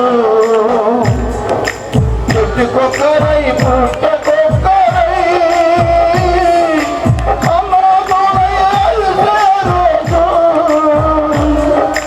చెట్టుకొక్కరై పుట్టకొక్కరై అనాథమై అరసరోజు. ఆ రోజు శ్రమ నుండి తప్పించే నాదుడే లేడు. ఆ రోజు శ్రమ నుండి తప్పించే నాదుడే లేడు. అదే అదే ఆ రోజు యేసయ్య ఉగ్రత రోజు, ఏడేళ్ళ శ్రమల రోజు, పాపులంతా ఏడ్చే రోజు, పాపులంతా ఏడ్చే రోజు, పాపులంతా ఏడ్చే రోజు. రాకడ సమయం దగ్గర పడే ఉన్నది కనుక చోకులకి, సరదాలకి, సంతోషాలకి స్థానము లేదు. రాకడ మన పోకడో తెలియదు. సూచనలు కొన్ని దైవ సేవకులు చెప్పారు. ఆ సూచనలు ఇప్పుడు జరుగుతూ ఉన్నాయి. యుద్ధాలు జరుగుతూ ఉన్నాయి, భూకంపాలు వస్తూ ఉన్నాయి. ఇంకా నువ్వు మందమైపోయి ఉన్నావా? ఇంకా నువ్వు నిర్లక్ష్యం కలిగి ఉన్నావా? ఇంకా క్రీస్తు రాకడ తెలియకుండా ఇంకా మూర్ఖంగా బ్రతుకుతున్నావా? ఆ సమయమున రొమ్ము కొట్టుకొని ఏడ్చే రోజు రాబోతూ ఉంది. రొమ్ము కొట్టుకొని ఏడ్చే రోజు రాబోతుంది. ఆ రోజు పసి బిడ్డల మీద, సంటి బిడ్డల మీద, పిల్ల తల్లుల మీద చలికాలము రాకుండా ప్రార్థన చేయండి. దేవా, ఇప్పుడే నేను నిలుస్తున్న స్థలములో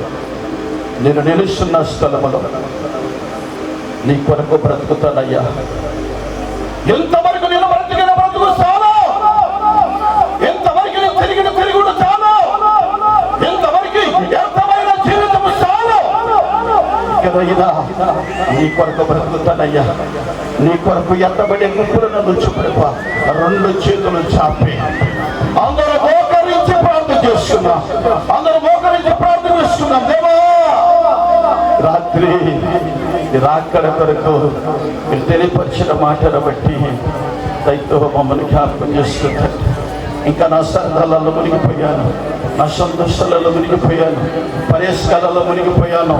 ఓ భయంకరమైన ఈ లోక సంబంధమైన అలవాటులలో మునిగిపోయాను ప్రభా. దయతో నన్ను క్షమించు. బుద్ధి కలిగిన కన్నికలలో నుంచి నాయన రాత్రి నువ్వు బుద్ధి కలిగిన స్థితిలో ఉండకపోతే, ఎడవబడినట్టయితే ఓ భయంకరమైన శ్రమ నీ మీద రాబోతుంది, ఆ భయంకరమైన వేదన నీ మీద రాబోతుంది. ఓ మానవా, నీ పాపం మానవా, యేసయ్య చెంత చేరి నీ బ్రతుకు మార్చుకున్నవా. మార్చుకోని రాత్రి ఎప్పటి వరకు చాలు?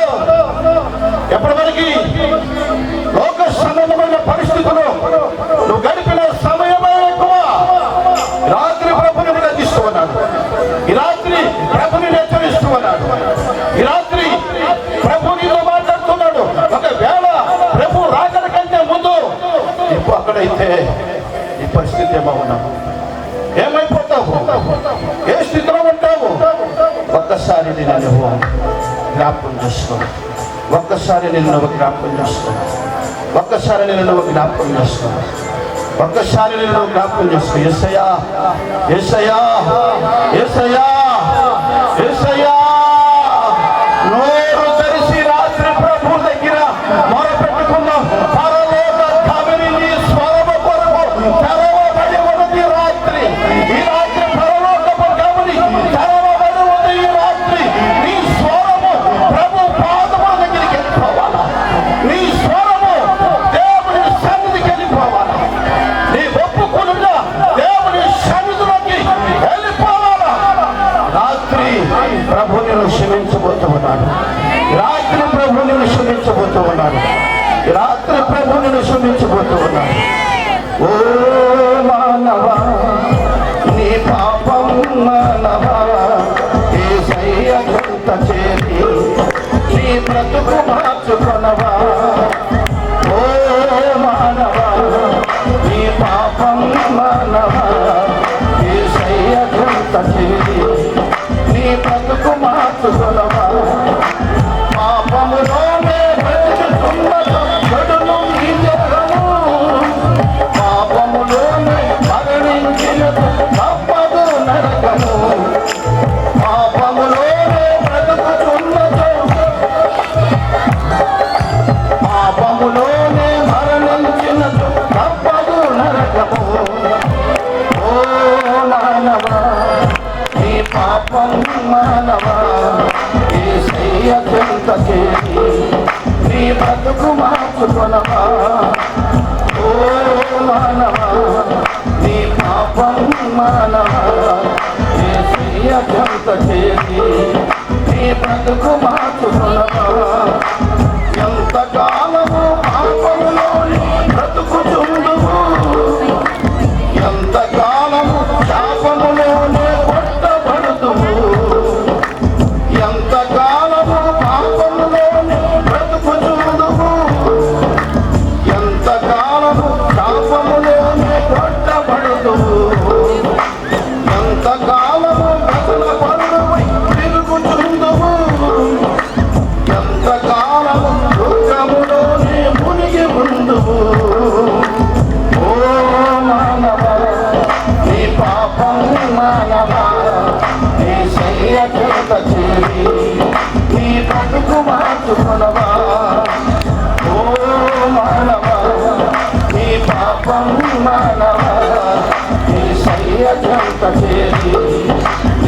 బ్రతుకు మార్చుకొనవా యేసయ్య చెంత చేరి నీ బ్రతుకు మార్చుకొనవా యేసయ్య చెంత చేరి నీ బ్రతుకు మార్చుకొనవా. రాత్రి అయినా నీ బ్రతుకు మార్చుకుంటావా? ప్రభు రెండు చేతులు చాపి నా కుమారుడా నువ్వు అగ్నిగుండంలో పడిపోవడం నాకు ఇష్టం లేదు, నా కుమార్తె లోకములో పడిపోయి అగ్నిగుండంలో పడిపోయి కాలిపోవడం నాకు ఇష్టం లేదు. రాత్రి రెండు చేతులు పైకెత్తి నిన్న వర్తమానం ప్రకారం ప్రభా నేను అక్కడికి సూచనలు జరుగుతున్నాయి తండ్రి, నేను అక్కడికి సూచనలు జరుగుతున్నాయి నాయన, నేను అక్కడ మా అక్కడ జరగబోతుంది తండ్రి. ఎంతబడిన గుంపులు మేము ఉండకూడదయ్యా, 50తో కనికరించండి. నా మనసు మార్చుకుంటాను, నా పాపవశతులు ఒప్పుకుంటాను. రెండు చేతుల పైకెత్తుతాను. ఈ రాత్రి ఏడ్చేయవచ్చు, ఈ రాత్రి మన పెట్టుకునేవచ్చు, ఈ రాత్రి ప్రజాబలతో పశ్చాత్తాపంతో నింపబడిన రోజు. నీ నోటితో ఒప్పుకొని ఎప్పటి వరకు నువ్వు చేసిన ప్రతి పరిస్థితిని ప్రభువా నన్ను క్షమించు నాయన, ప్రభువా నన్ను క్షమించు నాయన.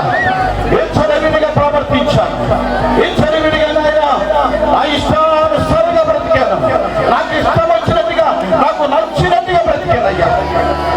ఇక నుంచి నీ చిత్త ప్రకారం బ్రతుకుతాను, ఇక నుంచి నీ చిత్త ప్రకారం బ్రతుకుతాను. ఒక తీర్మానం చేస్తున్నామా ఈరోజు ఒక తీర్మానం చేసుకున్నామా?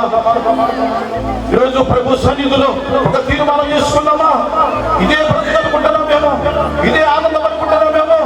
దేవుని రాకడ ఉంది, మన పోకడ ఉంది.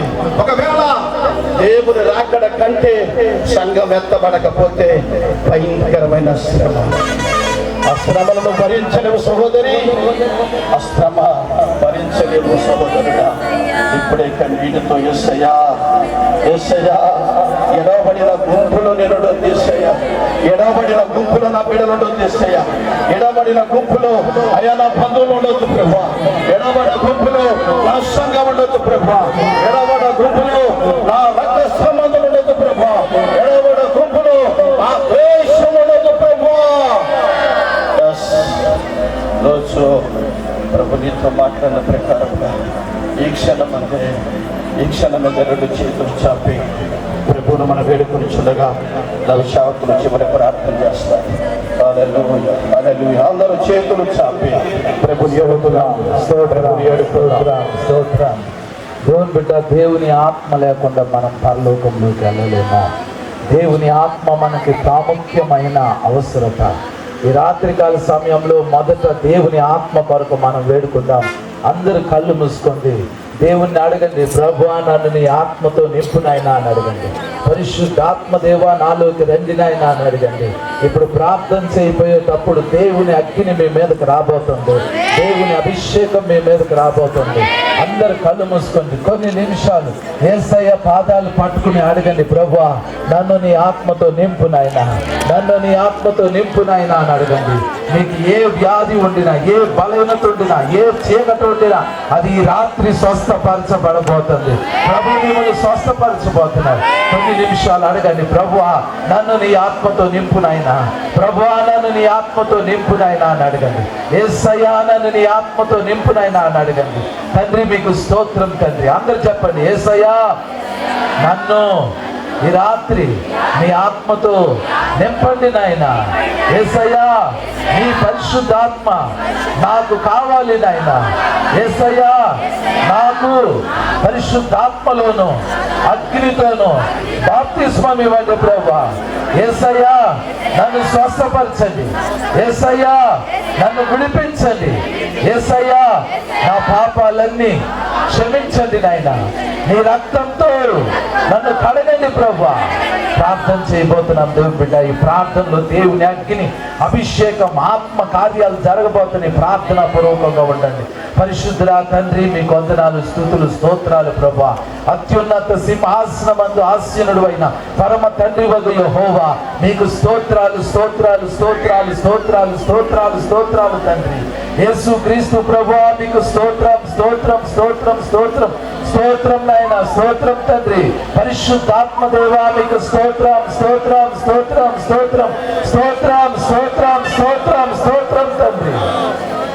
నాయన మీకు స్తోత్రం ప్రభా. నాయన ఈ సమయంలో నీ బిడ్డల మీదకి మీ అగ్నిని పంపించండి తండ్రి, మీ అభిషేకాన్ని పంపించండి ప్రభా. ఇప్పుడు నీ బిడ్డల హృదయాలు తెరవండి ప్రభా, వారి ఆత్మలు తెరవండి తండ్రి, వారి నోర్లు తెరవండి ప్రభా.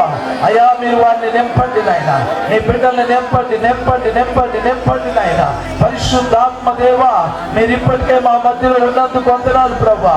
గొప్ప అగ్నిని ఇప్పుడు ప్రారంభించినందుకు వందనాలు. పరిశుద్ధాత్మ దేవుని కుమ్మరింపు ప్రారంభమైంది. దేవుని అగ్ని పొందుకోండి, పొందుకోండి, పొందుకోండి, పొందుకోండి. యేసు క్రీస్తు ప్రభువారు తన హస్తాన్ని చాపారు, యేసు క్రీస్తు ప్రభువారు తన హస్తాన్ని చాపారు. అగ్ని మీ మీద పడుతుంది, పొందుకోండి. అభిషేకం మీ మీద పడుతుంది, పొందుకోండి. దేవుని ఆత్మ కుమ్మరింపు జరుగుతుంది, పొందుకో, పొందుకో, పొందుకో, పొందుకో. కుమారుడి కుమారి పొందుకో, కుమారుడా పొందుకో. నా కుమారి, నా కుమారుడా, దేవుని శక్తి ఆ పరిమితంగా నేను నింపుతుండగా, అగ్ని నేను తాకుతుండగా, నింపబడు, నింపబడు, నింపబడు, నింపబడు, నింపబడు, నింపబడు. నేను అగ్ని చూస్తున్నాను, అభిషేకం చూస్తున్నాను. దేవుని దూతలు ఇప్పటికే మన మధ్యలోకి దిగొచ్చారు. గొప్ప అగ్ని విడుదలవుతుంది, గొప్ప అగ్ని విడుదలవుతుంది. భక్తులు అదే భాషలు మాట్లాడుతున్నారు. అదే భాషలు పొందుకోండి, అదే భాషలు పొందుకోండి, అదే భాషలు పొందుకోండి. వ్యాధులు స్వస్థపరచబడుతున్నాయి, రోగాలు స్వస్థపరచబడుతున్నాయి, బలహీనతలు వెళ్ళిపోతున్నాయి. యేసు నామములో, యేసు నామములో, యేసు నామములో, యేసు నామములో, యేసు నామములో, యేసు నామములో, యేసు నామములో. నేను ఇంకొక దర్శనం చేస్తున్నాను. ఆకాశం తెరవబడింది, అగ్ని మీ మీద పొగరెప్పబడుతుంది, అగ్ని మీ మీద పొగరెప్పబడుతుంది. ఒక్కొక్క తెరగబడిన అగ్ని దిగేస్తుంది. పరిశుద్ధమైన అగ్ని, పరిశుద్ధాత్మ అగ్ని, దేవుని అగ్ని, దయించు అగ్ని, దేవుని శక్తి. పొందుకో, పొందుకో, పొందుకో, పొందుకో, పొందుకో. రాబా క్రోషా, హలో క్రోషా. Receive, receive, receive, receive, receive. అగ్ని పొందుకో, అగ్ని పొందుకో. Fire. Yes, yes, yes, yes. Thank you, Father. నరాలు నొప్పులు వెళ్ళిపోతున్నాయి. ఎముకల్లో ఉన్న బాధలు వెళ్ళిపోతుంది. కండరాల్లో ఉన్న బాధలు వెళ్ళిపోతుంది. కణితులు కరుగుతున్నాయి, కణితులు కరిగిపోతున్నాయి. నీకెక్కడ వ్యాధులు మీ కుడి చేయిని పెట్టొచ్చండి. నీకెక్కడ స్వస్థత కావాలో అక్కడ మీ కుడి చేయిని పెట్టొచ్చండి. కుడి చేయి పెట్టలేనప్పుడే మీ వ్యాధి ఉంటే మీ రెండు చేతులు ఆకాశం అయిపోతాయి. Thank you, Father. Thank you, Lord. ఎక్కడ వ్యాధి ఉందో, ఎక్కడ రోగం ఉందో, ఎక్కడ స్వస్థత కావాలో, ఎక్కడ నీకు యేసయ్య స్వస్థపరచాలనుకుంటున్నావో అక్కడ మీ కుడి చేతులు వచ్చారు. పరిశుద్ధుడా తండ్రి నాయనా, ఈ సమయంలో ప్రభు రోగుల మీద చేతులు వచ్చినప్పుడు స్వస్థత వచ్చింది అని మీరు చెప్పారు యేసయ్య. నైనా విశ్వాసంతో తండ్రి చేతులు వచ్చి ఉండగా నైనా నీ బిడ్డలకి ఆ వ్యాధి, ఆ రోగం, ఆ బలహీనతను తీసివేయదు తండ్రి. మీరు మాకు ఇచ్చిన అధికారంతో, అభిషేకంతో యేసు నామములో ఈ బిడ్డలో ఉన్న ప్రతి వ్యాధి, రోగం, బలహీనత ఇప్పుడే బిడ్డలకు వెళ్ళి యేసు నామములో స్వస్థత కలుగునుగా. ప్రతి విధమైన దయ్యం, ప్రతి విధమైన దురాత్మ, ప్రతి విధమైన సాతాన అంధకార శక్తులు, సాతాన శక్తులు, శుక్ర శక్తులు యేసు నామములో ఈ బిడ్డలకు బయటకు వెళ్ళి యేసు నామములో కాళ్ళ నుండి అరికాలు వరకు, అరికాలు మొదలుకొని నడినెత్తి వరకు ప్రతి గుండె సమస్య, ప్రతి విధమైన కిడ్నీ సమస్య, ప్రతి విధమైన లివర్ సమస్య, ప్రతి విధమైన ఎముకల సమస్య, ప్రతి విధమైన కంటి సమస్య యేసు నామములో స్వస్థత కలుగునుగా, స్వస్థత కలుగునుగా, స్వస్థత కలుగునుగా. అతని అవయవాలు కదులునుగా, జీవం లేని స్థలంలో జీవం విడుదలవునుగా, నిత్యం అవయవాలు కదులునుగా.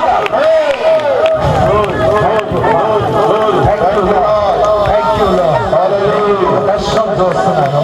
ఆ దర్శనంలో ఒక దేవదూత ఒక వస్త్రం తీసుకుని చాలా మంది రోగులు తాకుతుండగా చాలా మంది స్వస్థతలు వస్తున్నాయి. వినబడని చెవులు వినబడుతున్నాయి. ఎవరికైతే చెవిటి సమస్య ఉందో వినబడని చెవులు ఇప్పుడు వినబడుతున్నాయి. ప్రభువు మిమ్మల్ని తాకుతున్నారు. కొంతమంది గర్భాలు తెరవబడుతున్నాయి, గర్భాలు తెరవబడుతున్నాయి. కొంతమంది కాళ్ళు సరిగ్గా ప్రత్యేకల అవి ఇప్పుడు స్వస్థత కలుగుతుంది. ప్రభు స్వస్థపరుస్తున్నాడు, ప్రభు స్వస్థపరుస్తున్నాడు. హల్లెలూయా. పొందుకోండి దేవుని శక్తిని, ఇంకా పొందుకోండి, ఇంకా పొందుకోండి, ఇంకా పొందుకోండి, ఇంకా పొందుకోండి, ఇంకా పొందుకోండి. Thank you mighty father, thank you lord, thank you lord, thank you lord. అందరూ చేతులు కిందకి దించండి, అందరు కళ్ళు మూసుకోండి. ఒకసారి మీ శరీరాన్ని పరీక్ష చేసి చూసుకోండి. ఎక్కడ వ్యాధి ఉందో, ఎక్కడ బలహీనత ఉందో, ఎక్కడైతే ఇంతకు ముందు నొప్పులు ఉన్నాయో ఒకసారి పరీక్ష చేసి చూసుకోండి.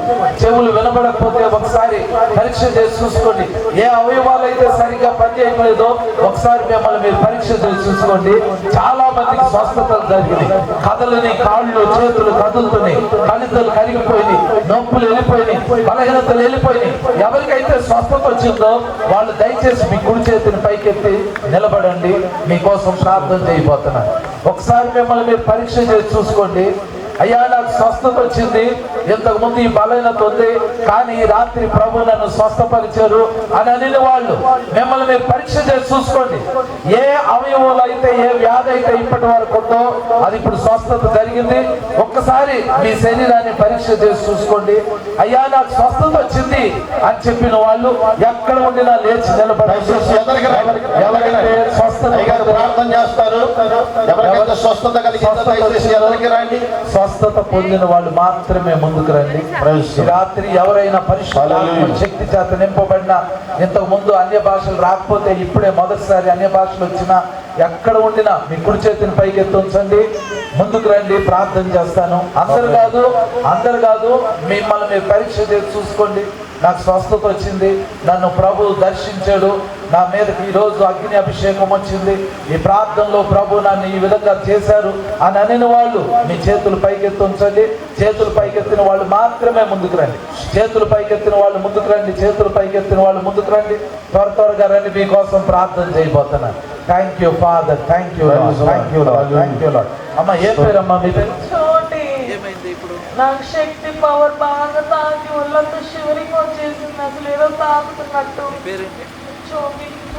తండ్రి, కుమార్తెను దర్శించినందుకు వందనాలు ప్రభా. తండ్రి బిడ్డ ఇంతకు ముందు శక్తులతో బాధపడి ఉండదు, ఈ రాత్రి మీరు ముట్టి తాకి స్వస్థపరిచినందుకు వందనాలు, విడుదలిచ్చినందుకు వందనాలు. యేసు నామములో ప్రార్థిస్తున్నాను తండ్రి, ఆమేన్.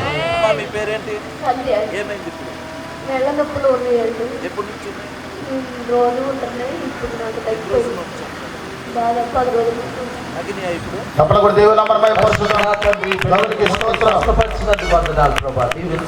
యేసు నామములో అడుగుతున్నాం తండ్రి, ఆమేన్. చేతులు ఇప్పుడు తగ్గిపోయింది.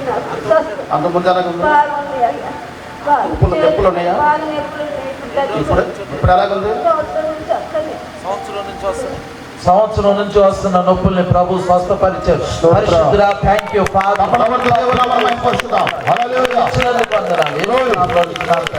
ఆమేన్.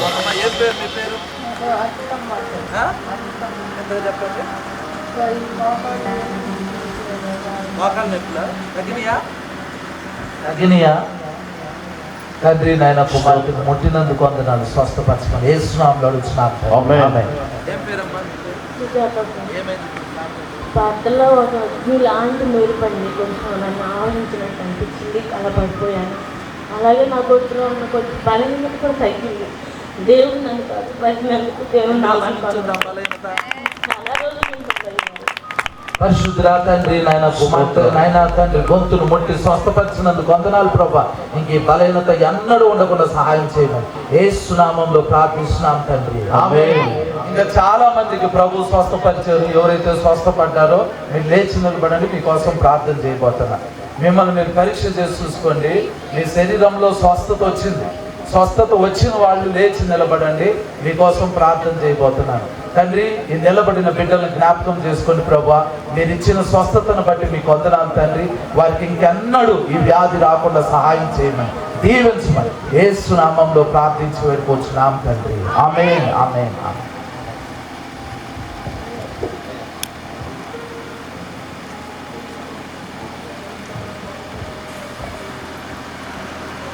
నన్ను ఎంతో ప్రేమతో ఆహ్వానించిన అయ్యగారికి ప్రత్యేకంగా నా ధన్యవాదాలు. వారి కుటుంబానికి, సంఘానికి, అందరికీ ప్రత్యేకమైన ధన్యవాదాలు. దేవుని చిత్తమైతే మళ్ళీ ఇంకోసారి కలుద్దాం. అయ్యగారు, థ్యాంక్ యూ. దేవునికి స్తోత్రం. 2 నిమిషాలు ఈ స్టేజ్ ఏర్పాటు చేసిన బిడ్డలు, యవనస్తులు, అలాగే కోటాల వెనక కన్నీటి ప్రార్థన సంఘం, అలాగే చూసినట్టయితే మరి పర్దాలు వేయటం కానివ్వండి, కుర్చీలు వేయటం కానివ్వండి, తీసుకురావటం కానివ్వండి, ఏ ఒక్క పని కూడా నేను చేయలేదు. ప్రతి ఒక్కరు కూడా సంఘ బిడ్డలు చేస్తూ ఉన్నారు. అలాగే ఈ కోటాలు ఇంత ఘనంగా జరగడానికి కారణం ప్రతి ఒక్కరు కూడా సంఘములోనే కాక ఇతరులు కూడా మరి అనేకులు వారు సహకారం అందించుకున్నారు. అలాగే సంఘ బిడ్డలు ఎంతో ప్రయాసపడి మరి ఎక్కువ మోతాదులో శైవ సేవకుడు ఎక్కడ అప్పులు పాలు అవ్వకూడదు కోటాలు పెట్టని అర్థం చేసుకున్న బిడ్డలు అనేకులు సంఘములో మరి రేపబడి వారు గుప్పిళ్ళు విప్పి ఎవరికి తెలియపరచొద్దు, పరలోకమందున్న తండ్రి చూస్తే మా చాలని చెప్పి వారు మరుగున పడి ఉన్నారు. దేవుడు రాకడ సమయంలో వారిని వెలపటికి తీసుకొచ్చునుగాక. అలాగే చూసినట్టయితే మరి రోజు బిడ్డలు సంఘ బిడ్డలు కూరగాయలు కొట్టడం కానివ్వండి, మరి ఇంకా చూసినట్టయితే రైస్ ఉండటం కానీ నేనేమేమి మేస్తేం పెట్టలేదు. అయినా కానీ దేవుని మహాకృపను బట్టి బిడ్డలు ఎంతో శ్రమపడ్డారు. ఇది దేవుని పని, సేవకుడి పని ఒకటే కాదు, దేవుని పని అని. అలాగే పాతకాలని సేవకులు నతానీలయ్య గారు వారి సంఘం ఎంతగానో ప్రార్థన చేశారు. అలాగే సిఎస్సి పాస్టర్ గారు వారి సంఘం మరి కొంతమంది తల్లులు ప్రార్థన చేసి కన్నీళ్ళు కార్చారు. ఈ కూటాలు మరి వాతావరణం అంతా కూడా ఎంత కూల్గా ఉండడానికి మరి ప్రార్థన సహకారులుగా ఉన్నారు. ఇంకా చూసినట్టయితే అనేక రీతిగా ఈ సభలకు కావలసిన ప్రతి ఒక్కటి కూడా సహకారులుగా ఉన్నారు. మరి కొంతమంది అయితే అయ్యా మేము ఒక ప్రత్యేకమైన పని చేస్తాం, ఈ సభలో మాకు పోస్టర్లు కానీ లేకపోతే సౌండ్ సిస్టమ్ కానీ లేకపోతే ఇలాంటి పనులు మాకు అప్పచెప్పండి అని చెప్పి కొంతమంది బిడ్డలు అలా వారు వేరుపాటు చేసుకోబట్టే ఈ కోటాలు ఇంత ఘనంగా జరగడానికి దేవుడు కొరకు చూపించుకున్నాడు.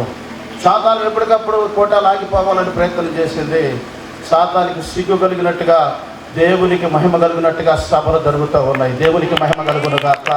దేవునికి స్తోత్రం. కనుకనే ప్రతి సంవత్సరము కోటాలలో ఏదో ఒక రోజు బలహీనత వచ్చింది. నిన్న కూడా ఈ సంవత్సరానికి రాలేదామనుకుని నిన్న సాయంత్రము ఉదయం నుంచి సాయంత్రం వరకు నేను ఎగలేని పరిస్థితి అయినప్పుడు కూడా సాయంకాలం దేవుని సన్నిధి రావడానికి దేవుడు కృప చూపించాడు. అలాగే చూసినట్టయితే ఇంకా పరిచయం చేస్తున్న బిడ్డలు ఆర్కెస్ట్రా వారు అలాగే సౌండ్ సిస్టమ్ ఈ సంవత్సరం అద్భుతంగా సౌండ్ సిస్టమ్ ఇచ్చారు. వసంతరావు గారికి ప్రభు పేరట వందనాలు తెలియపరుస్తూ ఉన్నాను. దేవుడు వారు దీవించుగాక. అలాగే చూసినట్టయితే పర్మిషను మరి ఈ గ్రౌండ్ బొంతు భాస్కర గారు వారు ఇవ్వటానికి ఈ స్థలం ప్రతి సంవత్సరం వారు ఎంతో ప్రేరేపణ కలిగి మీరు రావక్కర్లేదండి అని ఆదాం గారు పోయి అడిగినప్పుడు పెట్టుకోండి అని చెప్పి సంవత్సరం బాగుండానే స్థలం ఇచ్చారు. వారిని వారి కుటుంబాన్ని దేవుడు దీవించునుగాక. అలాగే పోలీసు వారు పర్మిషన్ కాస్త ఆటంకం జరిగినప్పటికీ కూడా సకాలమైన సమయంలో పోలీసు వారు పర్మిషన్ ఇవ్వటానికి మరి డిఎస్పీ గారు కానివ్వండి, సిఐ గారు కానివ్వండి, ఎస్ఐ గారు కానివ్వండి, అలాగే కానిస్టేబుల్స్ కానివ్వండి, మా రైటర్ గారు కానివ్వండి, వీరందరూ కూడా ప్రోత్సాహం చేత మరి ఎంత గొప్ప మీటింగ్ జరగడానికి పర్మిషన్ ఇవ్వడానికి పోలీసు వారు ఎంతో కృషి చేసి పర్మిషన్ ఇచ్చారు. పోలీసు వారిని కూడా దేవుడు దీవించునుగాక. ముఖ్యంగా సంఘములో నడుస్తూ ఉన్న వారిని కూడా దేవుడు దీవించునుగాక. అలాగే ప్రార్థన చేసిన ప్రతి బిడ్డలను పరిచయం చేసిన ప్రతి బిడ్డలను దేవుడి చేతులకు అప్పగించుకొని అలాగే తెర వెనక అనగా ఎవరికి తెలియొద్దు దేవుని పని సాగించాలని అనేకులు ప్రార్థన చేసిన బిడ్డలున్నారు. గుప్పెలు విప్పిన బిడ్డలున్నారు. వారందరి కొరకు ప్రార్థన చేస్తున్నాం. అలాగే చూసినట్టయితే నా పిల్లలు కూడా మీటింగ్లు మొదలుపెట్టిన కానించి రాత్రి మొదలు నిద్ర లేకపోకుండా అలాగే సంఘ బిడ్డలు యవనస్తులు ప్రతి ఒక్కరు కూడా బాధ్యత ప్రకారంగా భోజనాలు వడ్డించడం కానివ్వండి, అవి లాస్ట్ ఫైనల్గా అవన్నీ కూడా జారేసేంత వరకు ఉదయాన్ని కడిగేంత వరకు ఈ పనులు అన్నీ చేస్తున్న యవనస్తున్న బిడ్డలు సంఘ బిడ్డలందరూ కూడా ప్రభు పేరట వందనాలు తెలియపరుస్తూ ఉన్నాను. అలాగే 2 దినాలు కాస్త డల్లుగా ఉన్నప్పటికీ కూడా 2 దినాలు చాలా సక్రమంగా మన గ్రామంలో సభలు జరుగుతున్నాయని ఓపిక చేత కూర్చొని దేవుని మాటలు విన్న మీ అందరూ కూడా ప్రభు పేరట వందనాలు తెలియపరుస్తూ ఉన్నాను. దేవుడు రానున్న కాలము దేవుని రాకడ కంటే ముందుగానే మనందరం కూడా దేవుని సన్నిధిలో ఎత్తబడ్డ గుంపులో ముందుగాక. మనం చిన్న ప్రార్థన చేస్తున్నాం. అలాగే మరి ముఖ్యమైన విషయం, మనందరం కూడా ప్రశాంతంగా కూర్చున్నామంటే పరదాలు. మరి పేతురు గారు వారి తల్లి గారు వారు ఆ పరదాలు ఇచ్చి ఉన్నారు కనుక వారు ప్రతి సంవత్సరం ₹1 తీసుకోకుండా అయ్యా మా వంతు బాధ్యత అని చెప్పి వారు పరదాలు ఇస్తూ ఉన్నారు. దేవుడు వారిని దీవించునుగాక, వారి సమస్యలను తీర్చునుగాక. అలాగే ప్రతి విషయంలో కూడా ఈ లైటింగ్స్ కానీ ఇవన్నీ కూడా పరిశీలన చేసిన బిడ్డలకు ప్రభు పేరట వందనాలు తెలియపరుస్తున్నాను. మీ కొరకు ప్రేమ ఏర్పాటు చేస్తుంది. అందరూ కూడా భోజనం చేసుకెళ్ళండి. మనందరం కూడా సజీవులుగా ఉన్నట్లయితే మరొక ఏప్రిల్ నెలలో 16, 17, 18 తారీఖులో ఇంకా ఘనమైన సేవకుల చేత అద్భుతమైన కూటాలు జరిగించబడునుగాక. దేవునికి స్తోత్రం. బలవంతుని చిన్న ప్రార్థన చేస్తున్నాం. పరిశుద్ధమైన తండ్రి, ఈ కొందనాలు స్తోత్రములు తెలుస్తూ ఉన్నారు. కృపగల దగ్గర ప్రేమగల తండ్రి, అద్భుతాలు చేస్తావు నాయన. ఈరోజు అనేకులు స్వస్థపడే కృపనిచ్చావు తండ్రి. జ్ఞాపకం చేసుకుని దీవించమని, సహాయం చేయమని, మీ మేలు శక్తి నింపమని ప్రభా. ఇదిగో తండ్రిని సహకరించిన ప్రతి ఒక్క బిడ్డల పేర్లు మీ జీవ గ్రంథములో రాయించబడునుగాక. పరిశీలన చేసిన బిడ్డలందరూ మీరు దీవించునుగాక. అయా ఇదిగో ఈ కూటలకు సహకరించిన ప్రతి బిడ్డల ప్రభా మీ సన్నిధిలో ఓ నాయన ఎదుగుతున్న మొక్క వాళ్ళు ఆశీర్వదించబడుదురుగాక. అటు కృపభాగ్యం మీ బిడ్డలందరికీ అనుగ్రహించి దీవించి ఆశీర్వదించమని, వారి పునరుద్ధరణ దినము మేమందరం మీ సన్నిధిలో ఆరాధిస్తుండగా మీ కృప మాతో ఉండి నడిపించమని యేసు నామములో ఇదిగో ప్రభ మరొక సంవత్సరంలో మేమందరం కూడుకునేంత వరకు అప్పటి వరకు మీ సన్నిధి పరిశుద్ధాత్మ కృప మమ్మల్ని ఎడవకుండా ఎల్లప్పుడూ కాపాడునుగాక. మన తల్లి అనే దేవుని ప్రేమయు కుమారుడు యేసుక్రీస్తు కృపయు పరిశుద్ధాత్మ అనే సహవాసమును సదాకాలము కూడి వచ్చిన ప్రజలందరికీ, సంఘానికి, పరిచయం చేసిన బిడ్డలకును, పిలిపిన బిడ్డలకును, అక్కడ చేస్తున్న ప్రతి ఒక్కరి బిడ్డలకును, అలాగే ఈరోజు వాక్య పరిచయం చేసిన సేవకులకును, అలాగే సంఘానికి అక్కడ కూడి ఉన్న ప్రతి సంఘాలకును సదాకాలము దేవుని కృప తోడైబడి నడిపించునుగాక, ఆదరించునుగాక, బలపరచునుగాక, ఆశీర్వదించునుగాక. రాకడ కొరకు మీ అయా గడప వద్ద అనుదినము కాసుకొని ధన్యులుగా ఉందురుగాక. ఆమేన్.